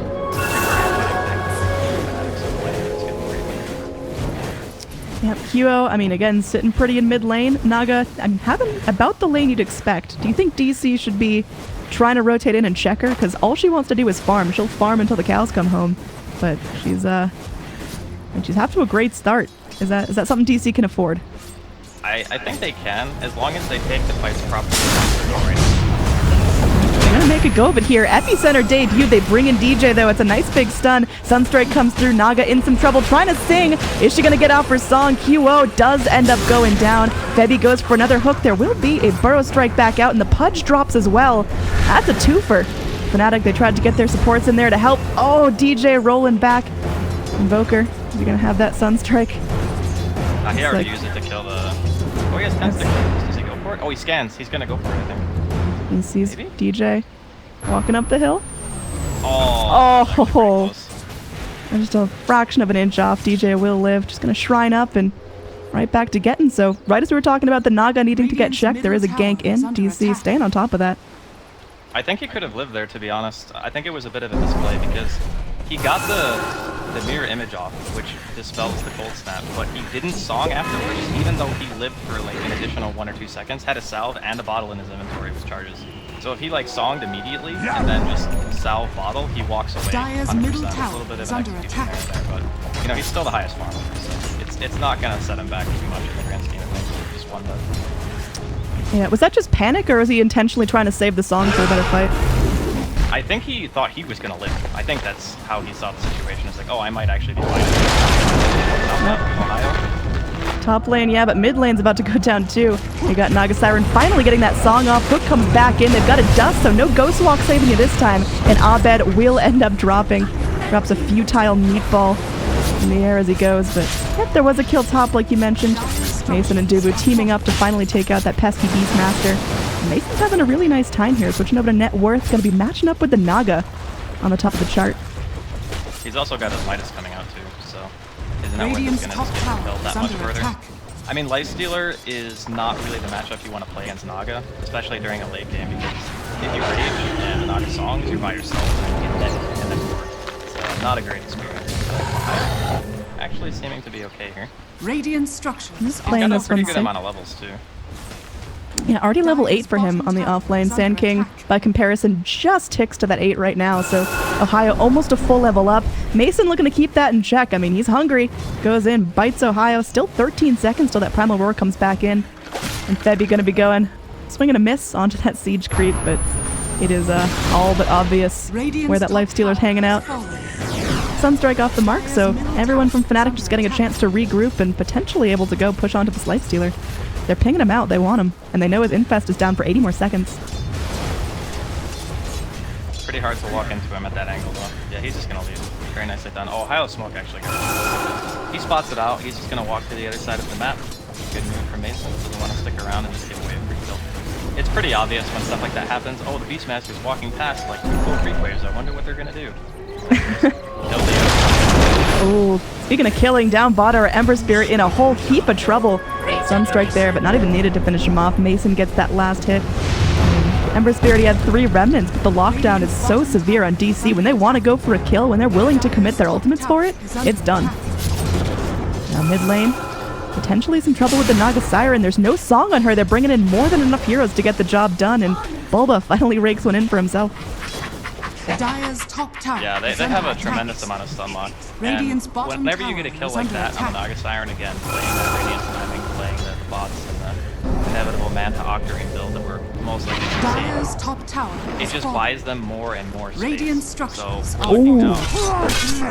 What a hook out from Febby, just doing some quick calculus to find the angle there. Forev able to juke back up to the high ground, but they bring an odd Jit, spraying out the Veil. One more remnant will get the kill, so pretty heavy invest there from Fnatic, but they find what they're looking for. Fnatic definitely need to get some steam going for themselves. They lost their Naga and their Ember Spirit within just a couple of seconds of each other, and they can't afford to let their cores keep dropping like that. Well, they get something in return at least. I didn't actually know that Heavy had a hook, Radiant's but bottom apparently tower he is does. under attack. You learn something every day. Just thread the needle right there. He's thinking about another hook. And gonna be pretty tricky to get Mason there. A little bit of a miss, and Bulba, of course, giving vision to what's going on. They are going to commit the Primal Roar for this. Roll back in. Lifestealer, he's going to be raging out. Going to be plopping in and out of that Infest, trying to take out Ohio. Does Ohio have the survivability? Looks like Mason is able to go take out the Earth Spirit, but Ohio's still alive. And the Lifestealer does drop. Now Bulba makes his way back on through. Huo, though, brings the net. They've got Forev threatening out that epicenter. Sunstrike just way off the mark there. Ohio decides to juke back, and Mason very upset about the whole situation, understandably. Yeah, he kind of did just get 4-man ganked, so a little bit rough. He got a counter kill though. I mean, he wasn't gonna live in that situation. Like, he pops the rage knowing that he's gonna die basically no matter what, so he just tries to get whatever guaranteed value he can out of the rage duration, and then just kind of ultimate the goner. But yeah, DC's still leading in the overall net worth right now. Not by a huge margin, but the Blink Dagger is now done on 4F. The death that he got hooked by from Febby delayed his blink a little bit. But now that he has it, the Infest bombs are gonna start being plentiful. Yeah, we saw how much damage Lifestealer can do with just that level 1 Infest, so looking forward to it. Again, Fnatic are all melee, so if Rev can get himself deep in the fight, plop out the Infest between 3-4 heroes, I mean, that's a lot of Fnatic's health gone. We'll see how they're going to be playing this. So far, DC starting to wad a little bit tighter together. Just kind of giving up on some of their lanes. Of course, you got Abed now taking his vacation from mid lane, just going to be pushing out whatever lane is free, finishing off his Aghanim Scepter, and hoping his teammates can set him up some nice Sunstrike kills. That should be quite easy. I don't see, like, any hero they catch is pretty much dead. If no one's, like, behind to back them up. Even if they are. If Mason's inside of them and he gets out straight away with the armlet rage, Radiant's middle I don't know tower if is they under can attack. actually be saved once they get Fnatic, they're going to take this opportunity to push. Again, they've got a draft that can really hang out to the late game, so already getting things started at 15 minutes in. Any map advantage they secure is going to help that Naga push out, help the lanes go their way, but looks like there will be a trade. Mason getting a chance to eat on this mid tier 1 tower. Radiant's middle tower is under attack. See if there's going to be any response to this tier 2. It's melting down pretty quickly. We've got Doodles on the map, DC trying to stay out of this area here, but for now it seems like Fnatic can't quite find the damage they need to bring that tower down right away. Well, they're sticking around here because this is where the ward coverage is. If you look at the map, this is the area which they have the most comfort fighting because they have wards everywhere. So if DC were to fight them there, it would be great. Oh, man. Dire's top tower is under attack. Oh yeah, that's just deep dive there onto the Invoker. Or onto the Naga, rather. That's such a greedy place to do Dire's though. top Like, they just tower kill your has tier 1. fallen. And you have so much vision around top and you see no one and you're still That was nice. Yep. So either way, tier 2 does go down, but they do trade for that Naga Siren who was trying to just take a little vacation into the jungle. So, I mean, is that overall okay for Fnatic? They're still getting some good map advantage, and like you mentioned, they've got great coverage in this area. The sentries making sure there's no sneaky Nyx assassin, no tree ants looking to punch you up. Well, the vision is pretty much there to ensure that they get the power. So once the power is dead, the vision is now really only useful for when you're setting up ganks, which can be great if DC were ever up there, but they haven't been. You know, they're just like running around looking for the other cores, trying to find Ajit, trying to find Kilo, and they're connecting, right? So they're finding these kills, delaying the items. It's 17 minutes in, and Kilo was doing fantastic in the laning phase. He still doesn't have his Radiance yet, so it's not concerning to a huge degree, but it can be if he keeps doing this. Yeah, definitely gotta stay safe, but like we talked about, DC, they've got really good vision coming out. The Nyx's gonna be crawling forward, the Treant Protector able to go, and like you mentioned, as soon as DC actually find prey, it's pretty easy to get the kill if they've got just a couple of heroes there. So, gonna keep that momentum up. DC always gonna be hunting. And our Treant Protector, he's got that Midas queued up, so definitely looking to keep his farm going, take this into the late game, stay relevant. I'm kind of wondering, you know, Fnatic, when they're actually going to try to take a fight, or if they're just going to decide that DC just have the advantage in these skirmishes, so we'll just kind of let them do what they want and hope that, you know, the Naga eventually comes online and carries Dire's middle tower is under if you look attack. at the Ember farm, it's not really spectacular. He's got like 78 CS. His net worth is not bad, but it's still pretty far below either of the cores on the side of DC, so Ajit's not feeling super confident fighting. It just seems like DC have the advantage in regards of map control, even though, oh god, Ohio, the Goner. Yeah, he's being followed up. Bulba taking his time with it. Goes in, misses the Impale though, and there's going to be a missed Infest gank as well. Ohio at least going to go down swinging, will eventually be brought down. Mason snaps up another kill, but a little bit sloppier than it needed to be from DC. But still, it's just more map control. Fnatic are moving completely different than they were earlier. They're just like, nope, don't want any part of this. We're just going to walk to the other side of the map, and every time they do this, you know, DC get a little bit farther ahead. So they take a tier 1 for a tier 2 trade originally, but then they find Kilo after the fact, then they find Ohio, so now they're just like slowly but surely establishing this net worth lead over time. Ooh, nice silence here, prevents the overgrowth from the Treant Protector, and he will drop, but just a support kill. Those cores still up and fighting. Abed now with the full Aghanim Scepter, and just going to be picking up the Boots of Travel next for even more global presence. DC really starting to shape up. I mean, are they hitting the point where they're just going to be fighting right now? I think so. They could also... Ooh, yeah, wow. That Naga dropped like a neutral creep. There was so much damage coming out. And that's Naga's 4th death this game. Really not able to stay safe, and we've got really great wards coming out of DC. Really great vision too. This Beastmaster hasn't been able to keep the ward game going. He's struggling, and now does get clipped by that Burrow Strike. The rest of Fnatic gonna make a hold here. They don't want to give away their tier 2 for free. Roll in pretty deep though. There is going to be EMP trying to force out the Radiant Heroes. All the mana burned up from Beastmaster. He still has 1 Primal Roar left, but he's just going to be completely chain stunned. DC on a roll. They're all going to get magnetized, but they don't even care. They're all still alive. They take 4. The only survivor up top is Ajit, who's going to go push some tier 3s. He's taking this opportunity just to go F off from the rest of his teammates. He knows they can't take a fight right now, and just trying to apply some split push, but that was just DC swinging ahead. My goodness. Oh, wow. Are they actually going to get this kill again? They're just chain killing Qo. There's a Sunstrike to set it up, and she dies. She tries singing before she goes down, but she's just done. Oh, man. So there's really only one thing that I glean from this game is that Qo is obviously a very good player, but I don't think he's comfortable on Naga. I don't think that's a hero that suits his style. I think they picked it for him because they wanted him to play it with the strat, but I don't think after having watched, the stuff that he does that he plays it a lot. I don't know, I could be wrong, but it seems like he is out of position a ton on this hero, and a lot of the time that stems from the fact that you're not used to playing like heroes or something like that. Oh.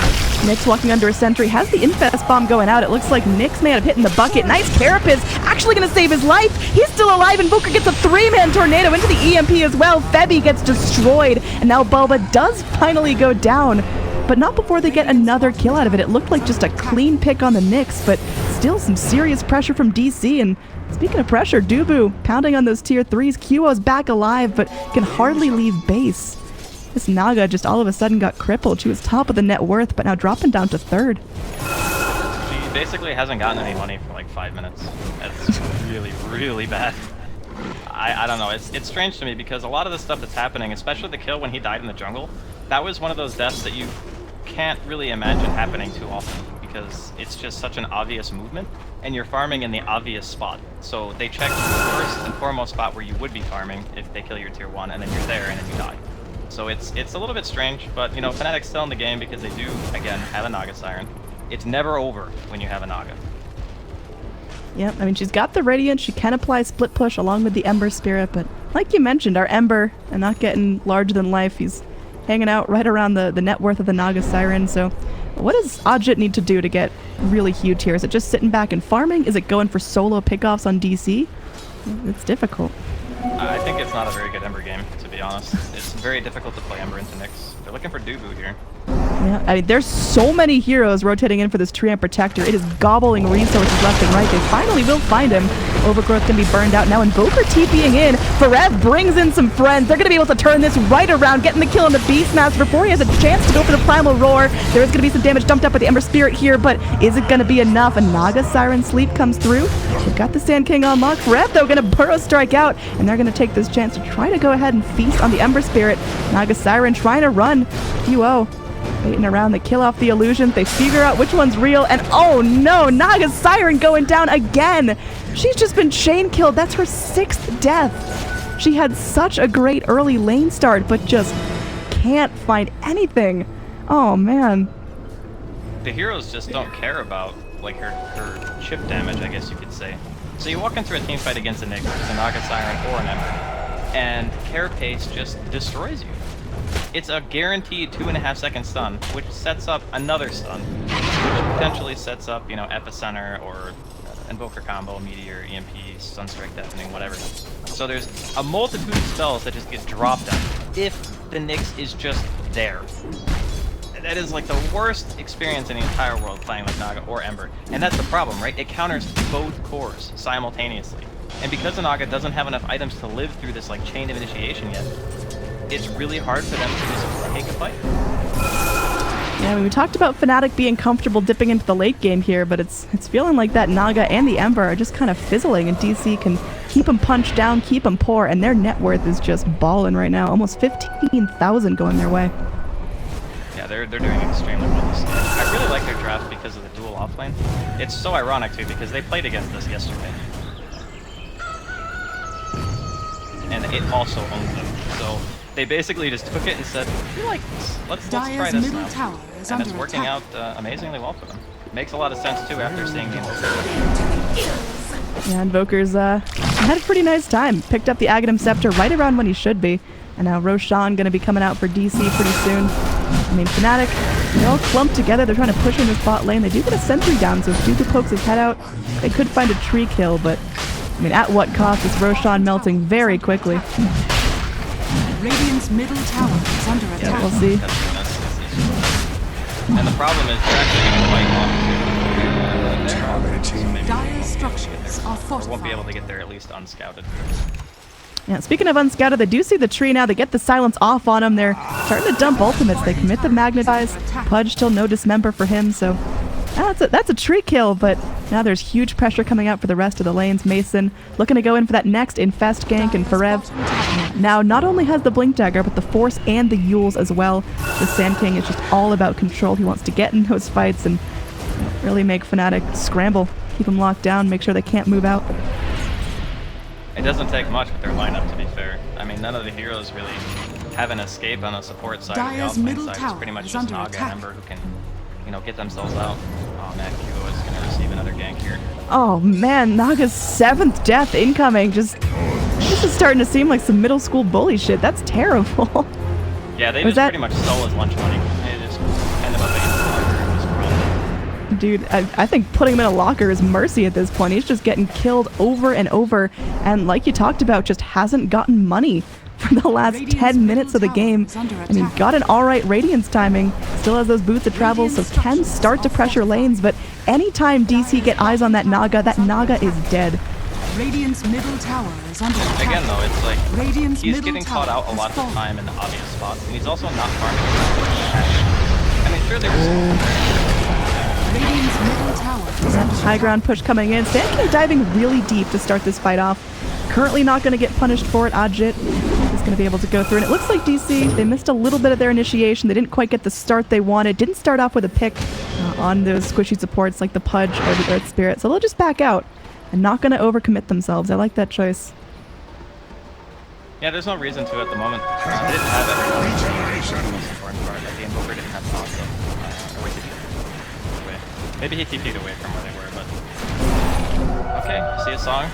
He will. Surrounded by DC once again. I mean, he might be able to make it back to his friends here. Yeah, he's got his wad of allies, and it looks like they actually want to take a fight here. Ajit going to be leading the charge, but I'm still lacking on vision. The Knicks should just be able to walk right on out of here. All these wards set up for the tier 2 have long expired, so no vision in the area. Fnatic just kind of playing with their gut. Tubu's walking around here, keeping vision of the shrine, scouting out who's backing off and who's going to be caught alone. They ping the Naga Siren, and they realize QO's the only one wrapping to mid here. Great chance to strike. QO goes in. Oh, poor Naga.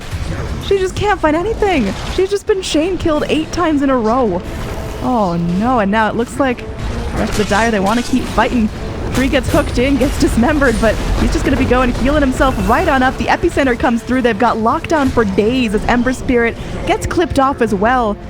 That is 2 deaths on 2 cores. Neither has buyback, and this tier 3 push is coming in now. bottom tower is under attack. Phoenix and the tanking, like dual off lane, just Radiant's I mean, bottom Mason tower obviously has an has insane fallen. amount of farm, and Avit's played Radiant's a very bottom good game as barracks well, are but under like attack. these 2 heroes in conjunction have just Radiant's secured bottom so many Radiant's kills bottom on the Nagas that it's insane. Like, QO can't be anywhere. He's just dead all the time.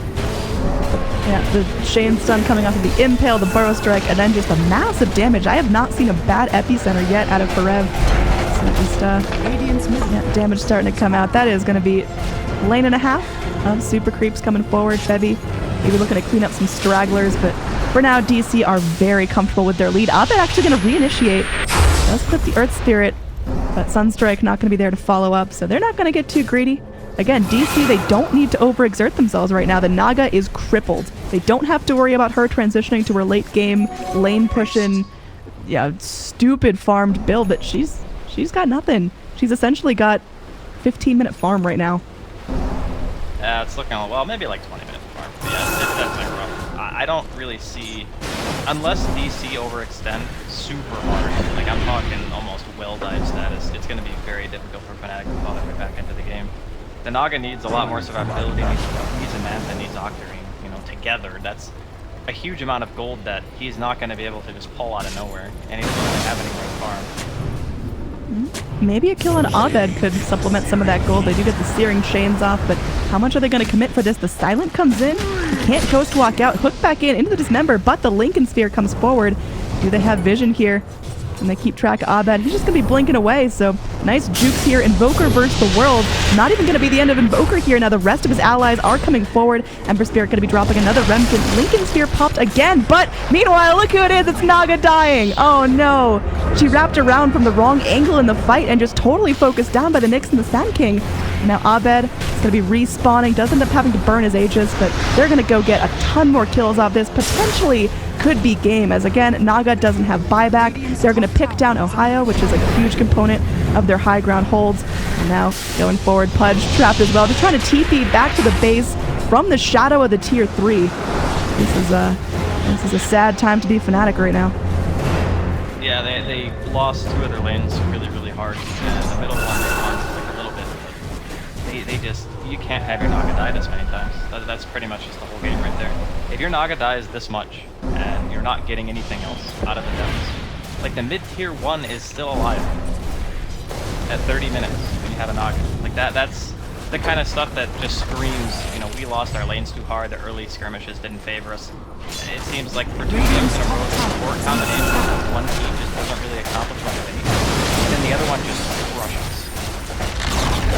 We'll see, look who's back. There is going to be a net holding that Lifestealer down, but QO thinks better about pushing forward, trying to go for kills here. Let's have that song ready, trying to tease it out. Tornado comes through, but won't catch the Pudge, so DC not finding the initiation they're looking for right now, but they got so much time. The super farmed Lifestealer hiding out in the super farmed Invoker, who's queuing up that Octarine core. They'll have it out pretty shortly. Now Dubu getting some good vision. They see QO pushed out here. QO, man! Oh, can't lead. Now QO is going to have that Song of the Siren, but will he get rooted and locked down? It looks like Naga doesn't even get the chance to sing. And now Ohio burned low, killed off Pudge, trying to save his allies, but that's it. There's just no staying in this. Fnatic, they need to tap out. They need to keep themselves collected because we're going to a game number 3. I'm pretty sure what happened with Kuro's Naga this game. It was just like games reading in the stream. They just killed him so many times. That's one thing though I just want to harken back to is, I know QO is a phenomenal mid player, but it doesn't feel like this is his style of Dota. I don't look at QO as a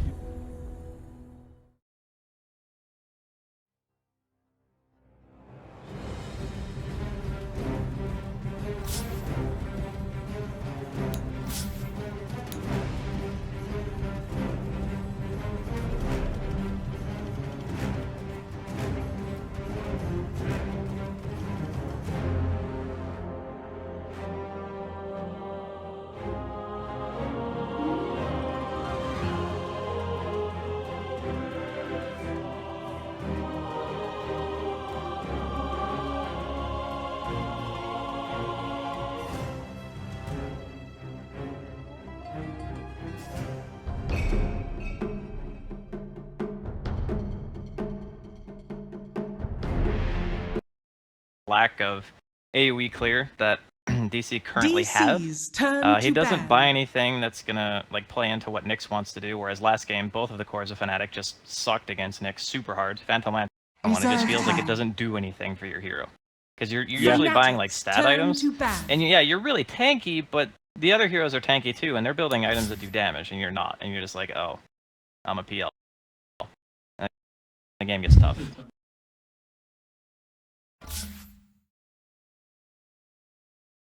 Ten seconds remaining. 5. Negro, it'll be pucking the safe lane, but it'll be Abed that takes the Invoker to the mid lane. Yeah, DC don't often play offlane Nyx or anything like that. It's always support, so yeah, the switch up with the puck, I like it. It's Okay. And if your illusions are removed, then you're no longer causing chaos, you become... So it'll delay his damage a bit, but he's gonna have that supplemental damage from Hero on the deal. I think the biggest thing is how well, DC can do in the lanes. Because Fnatic have a pretty good amount of recovery with their 2 cores, so we'll see what happens. Yep, I mean there are good Sunstrike setups for DC, so even if Invoker doesn't really get a whole lot of farm in lane, he can still kind of dip out into the jungle, let his Nyx assassin do the work, set up those kills, and we'll see how it's going to be going. So far, QO already having an easy time here, and like you mentioned, he's going to be Spirit Lancing over and over again, and Abed going to be needing some help, but DJ is rolling in. Looks like he might try to go for an early kill here. Abed going to be hugging his tower, but the ping's coming in, waiting till Abed just steps up and inch out of position. It's a pretty good time to go, he doesn't have to... Yeah, they're going in right as the tower starts hitting that creep wave. They go forward, and Abed with one more click. It'll be the first blood. QO gets credit for that, so nice rotation in from DJ, and I mean, is there any way to redeem this mid lane, or is it just going to be Invoker playing damage control? You can send one of the... Hey, roll in again, Jesus. Yeah, they are just trying to chain kill him. Just keep DC locked down. This time they're not going to be able to find that immediate kill. They do bring in Bulba. He's looking to go. Pops out a mana burn here. QO maybe gets trapped in the trees, but he's still fighting. DJ just walking his way out, so a little bit of a stalemate here, but PL can go right on back to farming. Well, that's what I was gonna mention. Yeah, you have to rotate one hero over. It doesn't need to be like granting you kill potential, but it does need to be there to stop the dives. That's really all they need. As long as they can't freely run under the tower, then Abed will be okay. And eventually he will recover. So I think that the Nyx getting levels, you know, eventually, and the Puck getting 6 as well, that's gonna help kind of create space for Abed to recover. I mean, if you look at the series, he really hasn't had a favorable matchup.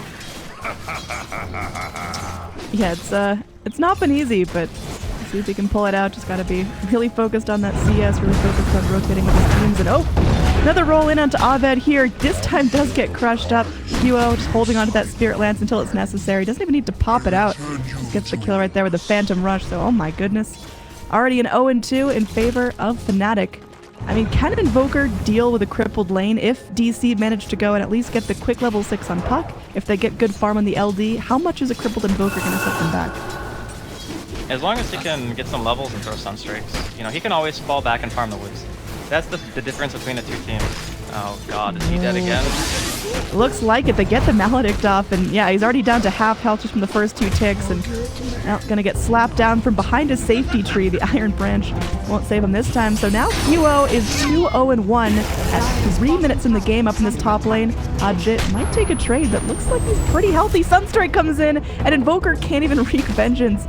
He only has at 1 point in Sunstrike, so not going to be doing enough damage there. Jit still perfectly healthy, just salving back up. It would have been a lot closer if he hadn't split the damage with the creep. Like, that was just really unfortunate timing, because one melee creep and him soaked the damage at the same time. I don't know if it would have killed per se, but it would have been real close. But Abed having to walk back to lane after dying 3 times in a row. He is 2 levels behind QO right now. Not where you want. Rocking out the 6 CS to QO's 22. Definitely starting to be real difficult for him, but I mean, we did see with that initiation up top, if he had got that Sunstrike kill, that would have been a little bit of gold going his way, so he has opportunities to make this up. Now Jit maybe gets jumped on again here, but see if Dubu's going to follow up. It looks like they go in, they started out onto Dubu. Dubu's going to be bouncing the cask back and forth between the puck. Kriet walks to safety. They do get the impale on the Troll Warlord. This time they are successful with the kill. They've got the nuke damage necessary, and Ferev able to go and rake in that kill on the Troll Warlord, keeping his farm in check. Bulba's been playing really well the last couple of days. He's on point with his stuns this time around. And thank God, because they need to get something elsewhere on the map if their mid lane is going this badly. I think it's a bit strange though, because every single game in this series, Abed has had an unfavorable matchup in his lane. And sure, it's 1-1 right now, so it's just strange to see a team just kind of not care. DJ comes in, they do spray out some dust, but looks like Bulba's going to take one for the team here. Abed goes, alacrities himself up. QO finds himself a killing spree now, hits his level 6, while Abed just barely ticks over to 4. That is a 2 full level lead onto QO, having the time of his life, flying in the full Aquila on the courier as well, so... Yeah, PL doing all right. With a lead this significant, is QO going to itemize differently or just stick with the classic PL items and go for them faster? Ooh. Nice stun. Yep, solid impale, but Phantom Rush still there. And yeah, it looks like Abed might be going down again. Even under tower, QO is still able to find the kill and escape to freedom. Febby is understandably excited that his team is pulling so far ahead. Kill score 1-5 at 5 minutes in the game. I think what's important to keep in mind here is that almost all of this are Abed. Like, yeah. There's one thing to be playing from behind. It's different to be, you know, having 4 deaths, having 10 CS at 6 minutes. It's really kind of difficult to come back when you're getting this little influence from, you know, the other heroes on your team. And I mean, it's kind of expected to a degree. And this is something that I think Fnatic have recognized throughout the games because of the way that they like to play Tree and because of the other support that they pick. They're not good at stopping dives. Like, even the last 2 deaths, you saw heroes were there, and they just couldn't stop it. Yeah, double damage picked up for QO, who now has the bottle going while Invoker still dreams of shoes. He is a poor boy here, but we'll see. Again, we do see the potential for Sunstrike follow-up kills. He can climb his way back into it. And the lone Druid is farming up really nicely. Going to be top of the CS chart down there and still unchecked. Well, Warlords surrounded up top. We'll see if they actually go for this. Impale is ready from Bulba. Let's see if Ajit's going to juke it out. Looks like he's just going to be backing away. How far does he go? Let's see. Did he get all the way out? Looks like it. Meanwhile, Huo really getting some pressure onto that tier 1 tower. Him and his wad of friends already chunking it down, and now Abed just dip it into the jungle, but we've got 2 supports hunting. They're going to see that camp is taken out. They're going to see that tree's cut, but they won't see Abed slip on through. That was a very close call. Looks like they're just going to go for the long wraparound onto Mason. This will be a very big kill too if they can get that one. Yeah, Lone Druid's still pretty squishy. He's got himself really only shoes on his hero. Savage Roar comes out. Ohio, very low mana, is going to get rooted in place, but the damage still coming out onto Mason. The Maledict should be able to finish him off. One more tick, and he goes down. DJ with the Ion Shell up and out there, and Sunstrike will be to take out the Witch Doctor. Radiant's middle tower is under attack. Yeah, it's looking really good for Fnatic right now. They get a kill onto that position 1 who had been farming safely and only have to trade a support for it. And meanwhile, the PL doesn't have to leave. The Troll still farming up safely. That was just a support rotation. A really nice trade at the end of the day, like you mentioned. It's so crazy how much he was able to get away with in this game. That tier 2 mid is at half health at 8 minutes, and the only person hitting that tower was the Phantom Lancer. That's it. No one else has been able to go over there and be like, all right, we're gonna stop this, because they can't. They need, puck level 6. They need, Nyx maybe with Vendetta to be able to spot a kill. And Fnatic are just abusing them so hard due to their weak rotating potential. It's getting ugly. At only 8 minutes in, you can see the net worth just spiraling out of control. The PL almost at 5k net worth, and our little Invoker hanging on to 1400. Still a ways to go for him. I mean, the lone Druid, he's hanging in there, giving a good fight to that PL, but it's going to be a while before that LZ really starts to wreak havoc. For now, he's still easily ganked. We saw just 2 supports and a Darkseer take him out. Now QO turning his attention to bot lane, totally zoning out Dubu, and they should be able to find this tree pretty early.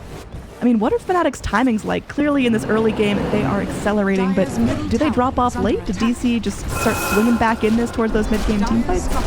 I don't think a team with a Troll Warlord ever really drops off, per se. It's just about how you pick the fights. Because the itemization in either team is going to matter a lot. Does Ajit have his Manta style, and BKB does, the Puck have a blink, and has a blink, because that can matter a lot. Yeah, vacuum forward onto that tree. He is not as sneaky as he thinks. They feel that something's up, go for the back and hold him down. Now Farev just going to be trying to zone back the push here, but Huo feels unstoppable. Now an Ion Shell on him as well, so him and his Wad of Illusions are so lethal right now. Looks like he is going to be picking up the recipe for the Boots of Travel, and he'll have that before 10 minutes. On top of a bottle and an Aquila and a Poor Man's Shield, this has got to be one of the best starts for a PL in competitive Dota. It's pretty insane. Like, mid 5k net worth at this stage. Is Dooku just dead again? I think he's dead again. I think so. That one last tick of the Maledict. Is it going to be enough? Yep. Febby scores up another kill. 1-1 and 2. This Witch Doctor's been doing a great job ganking, even as a super squishy support in the early levels, making his way to the lane, helped out with 1 or 2 kills onto that Invoker, really securing a super 1 lane for QO, and he's not stopping. He's keeping up that momentum. Hasn't really been sticking in lane too much, but still finds his level 5. I think Super 1 is probably the most apt description of what mid was for Fnatic this game. Like, they super won that lane. And now Abed is going to be crippled. They also get a kill on 4 in the meantime, which, even though, he's got his Veil and he's level 6, which is great, I don't know if it's enough. Like, they need to find a lot of kills with these ultimates on DC. The Vendetta and the Dream Coils need to be on point. They need to find Ajit, they need to... killing Kua would be the best. But he is the hardest one to kill for sure. Yeah. And I mean, whatever slack QO may have, Soul Warlord's there to pick it up. He's also a ferocious right clicker now. Big kill onto QO could come out here. He's still alive. Dream Coiled in place. Can eat up a Fairy Fire. Goes in. His teammates are there. DJ trying to zone. QO is still alive. Gets stunned up by the Dream Coil, but now Ajit makes his way forward. They bring Febby as well. Febby has no ult, but he's still going to drop out the Maledict with the best of them. Looks like Bulba may end up taking one for the team here and does end up going down. So what was supposed to be a quick and easy gank onto QO results in a dead Nyx assassin, and QO just healing up, soaking up the XP for that kill, and he's got a Diffusal Blade queued up, almost enough for that first Blade of Alacrity at 11 minutes on top of his...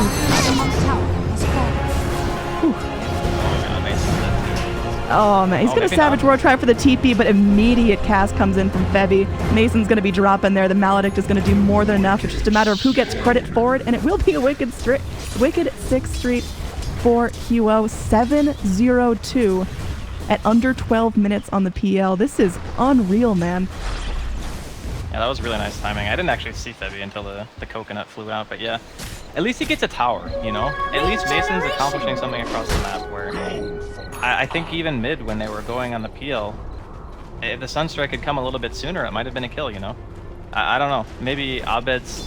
Personally, I wouldn't be shocked if he's tilted because they just camped the living crap out of him. And he's level 7 at 12 minutes. That's not where you want to be. That's payback for just chain killing the Naga, man. QO's really revenge. Yeah, dude, QO just kind of woke up. He's got some serious rage in him or something because he is playing like a champ. And I mean, it started out with PL just chain killing the Invoker, which, you know, it's fine, but then so much of PL's net worth comes from that crippled Invoker. But now he's getting kills on Mason, he's getting kills on supports. So PL is just all around dominating right now, scoring up the top of the net worth chart still against a lone Druid that's, for the most part, just been farming. Well, fortunately, since the top lane is completely devoid of towers on the side of Fnatic, that'll open up some ingress points into the jungle for the Puck and the Vendetta and the Nyx later on to be able to try to spot some kills. Because that's, I think, what you do now at PvC. You don't try to fight for your jungle because the heroes are just too farmed. Like, you're too far behind at this stage to reliably take engagements, so you need to establish like a vision advantage somewhere on the map and then fight with that vision and hope that it's enough to be able to get you something. Because even though the Invoker's underleveled, a Sunstrike still does, you know, an extra 300 damage. That's a full nuke on a hero, and he doesn't even have to be there. So I'm feeling like DC, if they just wait around and continually farm and allow Fnatic to just have this map control established, it's not going to translate well. They need to make something happen on the map. Yeah, not a game where they can just sit back and let their cores get farmed, because Fnatic, they'll beat them at that game. They got a troll Warlord who's still only got 1 death, and yeah, not even to mention this PL is just bananas farm. So DC, they're going to keep the pressure up top lane, try to keep those creeps pushed in. Again, just trying to keep that space secure. But looks like when Fnatic are ready to kill, it's all about DC just dodging. Radiant's bottom tower has fallen. Yeah, DC don't have any intention of taking a fair fight. They want to try to outnumber somehow. Pull them apart if you can. Oh, Bulb going in. Maybe thinking about canceling DJ's TP, but thinks better of it as there's a chain of heroes after him now. And he's going to get surged up. Going to be trying to take the front line of this fight as QO just goes, easily cuts down the tree, courtesy of Earth Spirit's great vision. Dust and sentries on him, making sure neither Nyx or tree can get out of any sort of ganks where they feel that they're around. I'm just like sitting here trying to think of ways that DC can full Diffusal Blade done. Yeah, that's a PL Diffusal Blade done on top of bots before 15 minutes. He is just a monster. Him and his Wad of Illusions gonna make sure that DC never have mana for anything. Right now, Phantom Lancer level 12.5. Compare that to Invoker's almost level 10. So still keeping that level advantage going, and that's with QO leaving mid lane. I mean, he's just been jungling, snapping up kills. If for some reason DC start chain killing QO again, if they make sure that this PL never has an impact for the rest of the game, can they deal with the troll scaling? I think that they have some stuff to do with troll. I mean, it's going to be tough, sure, but you have a BKB disable and the overgrowth and the entangle from the bear as well. And Sunstrike goes through BKB, so if you manage to synergize your spells properly, yeah, you can deal with it in the later stages, but it's not even about the late stage that matters right now. Can they live now?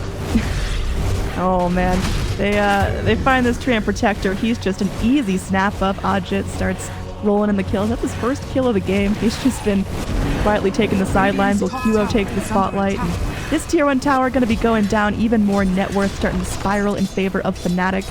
Going to be hitting that about 6,000 point when this thing goes down. And now there's going to be a smoke up. No rest for the wicked. Fnatic want to keep that gas pedal pushed. Want to keep finding these kills, and a kill on Mason sure would be nice.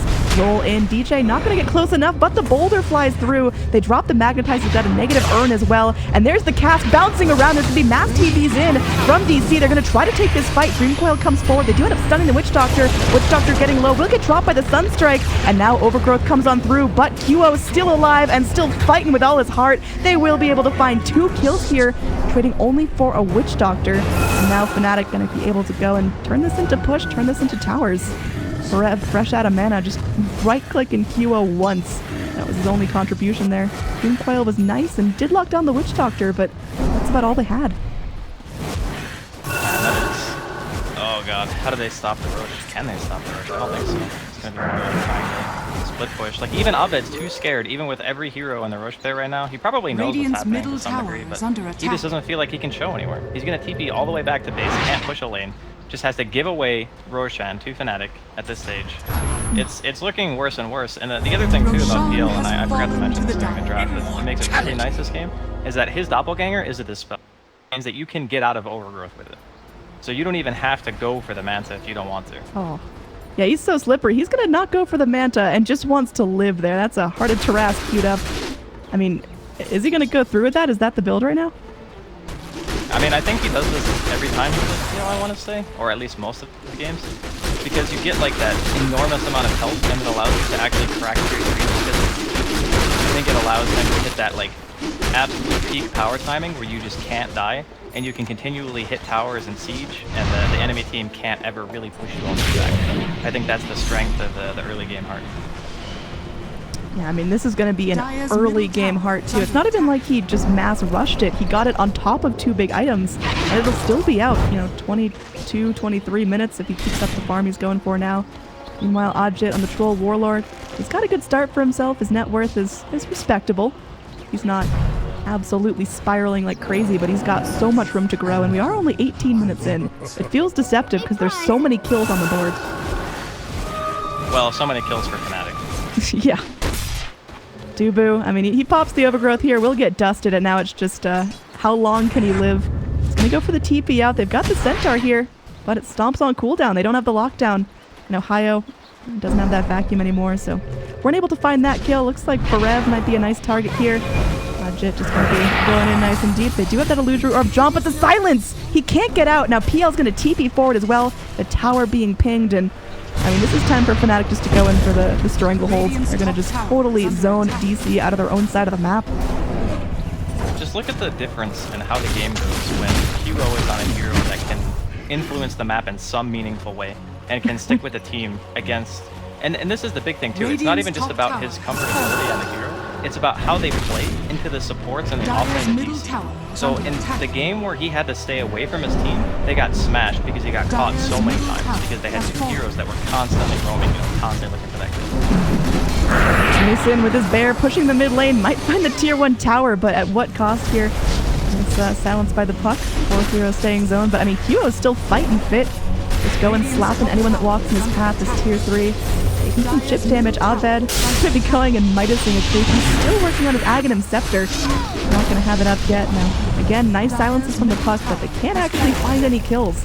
They can't find any lockdown because, like you mentioned, QO, he can just go and slip out of anything they throw at him.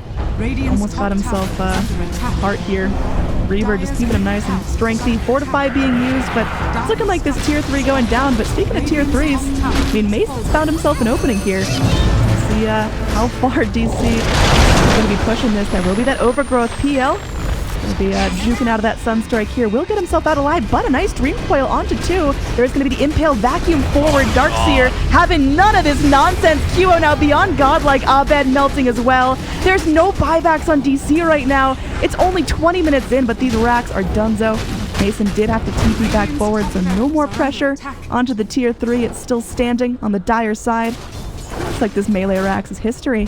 They gotta wait 30 seconds for the Invoker to get back in. Even when Puck spawns, they have the Dreamcoil up for 40 more seconds, so is this just DC rolling over? It's their last chance here to stay at the Zotac Masters. They're not really rolling over, they're getting murdered, Annie. It's a bit different, you know?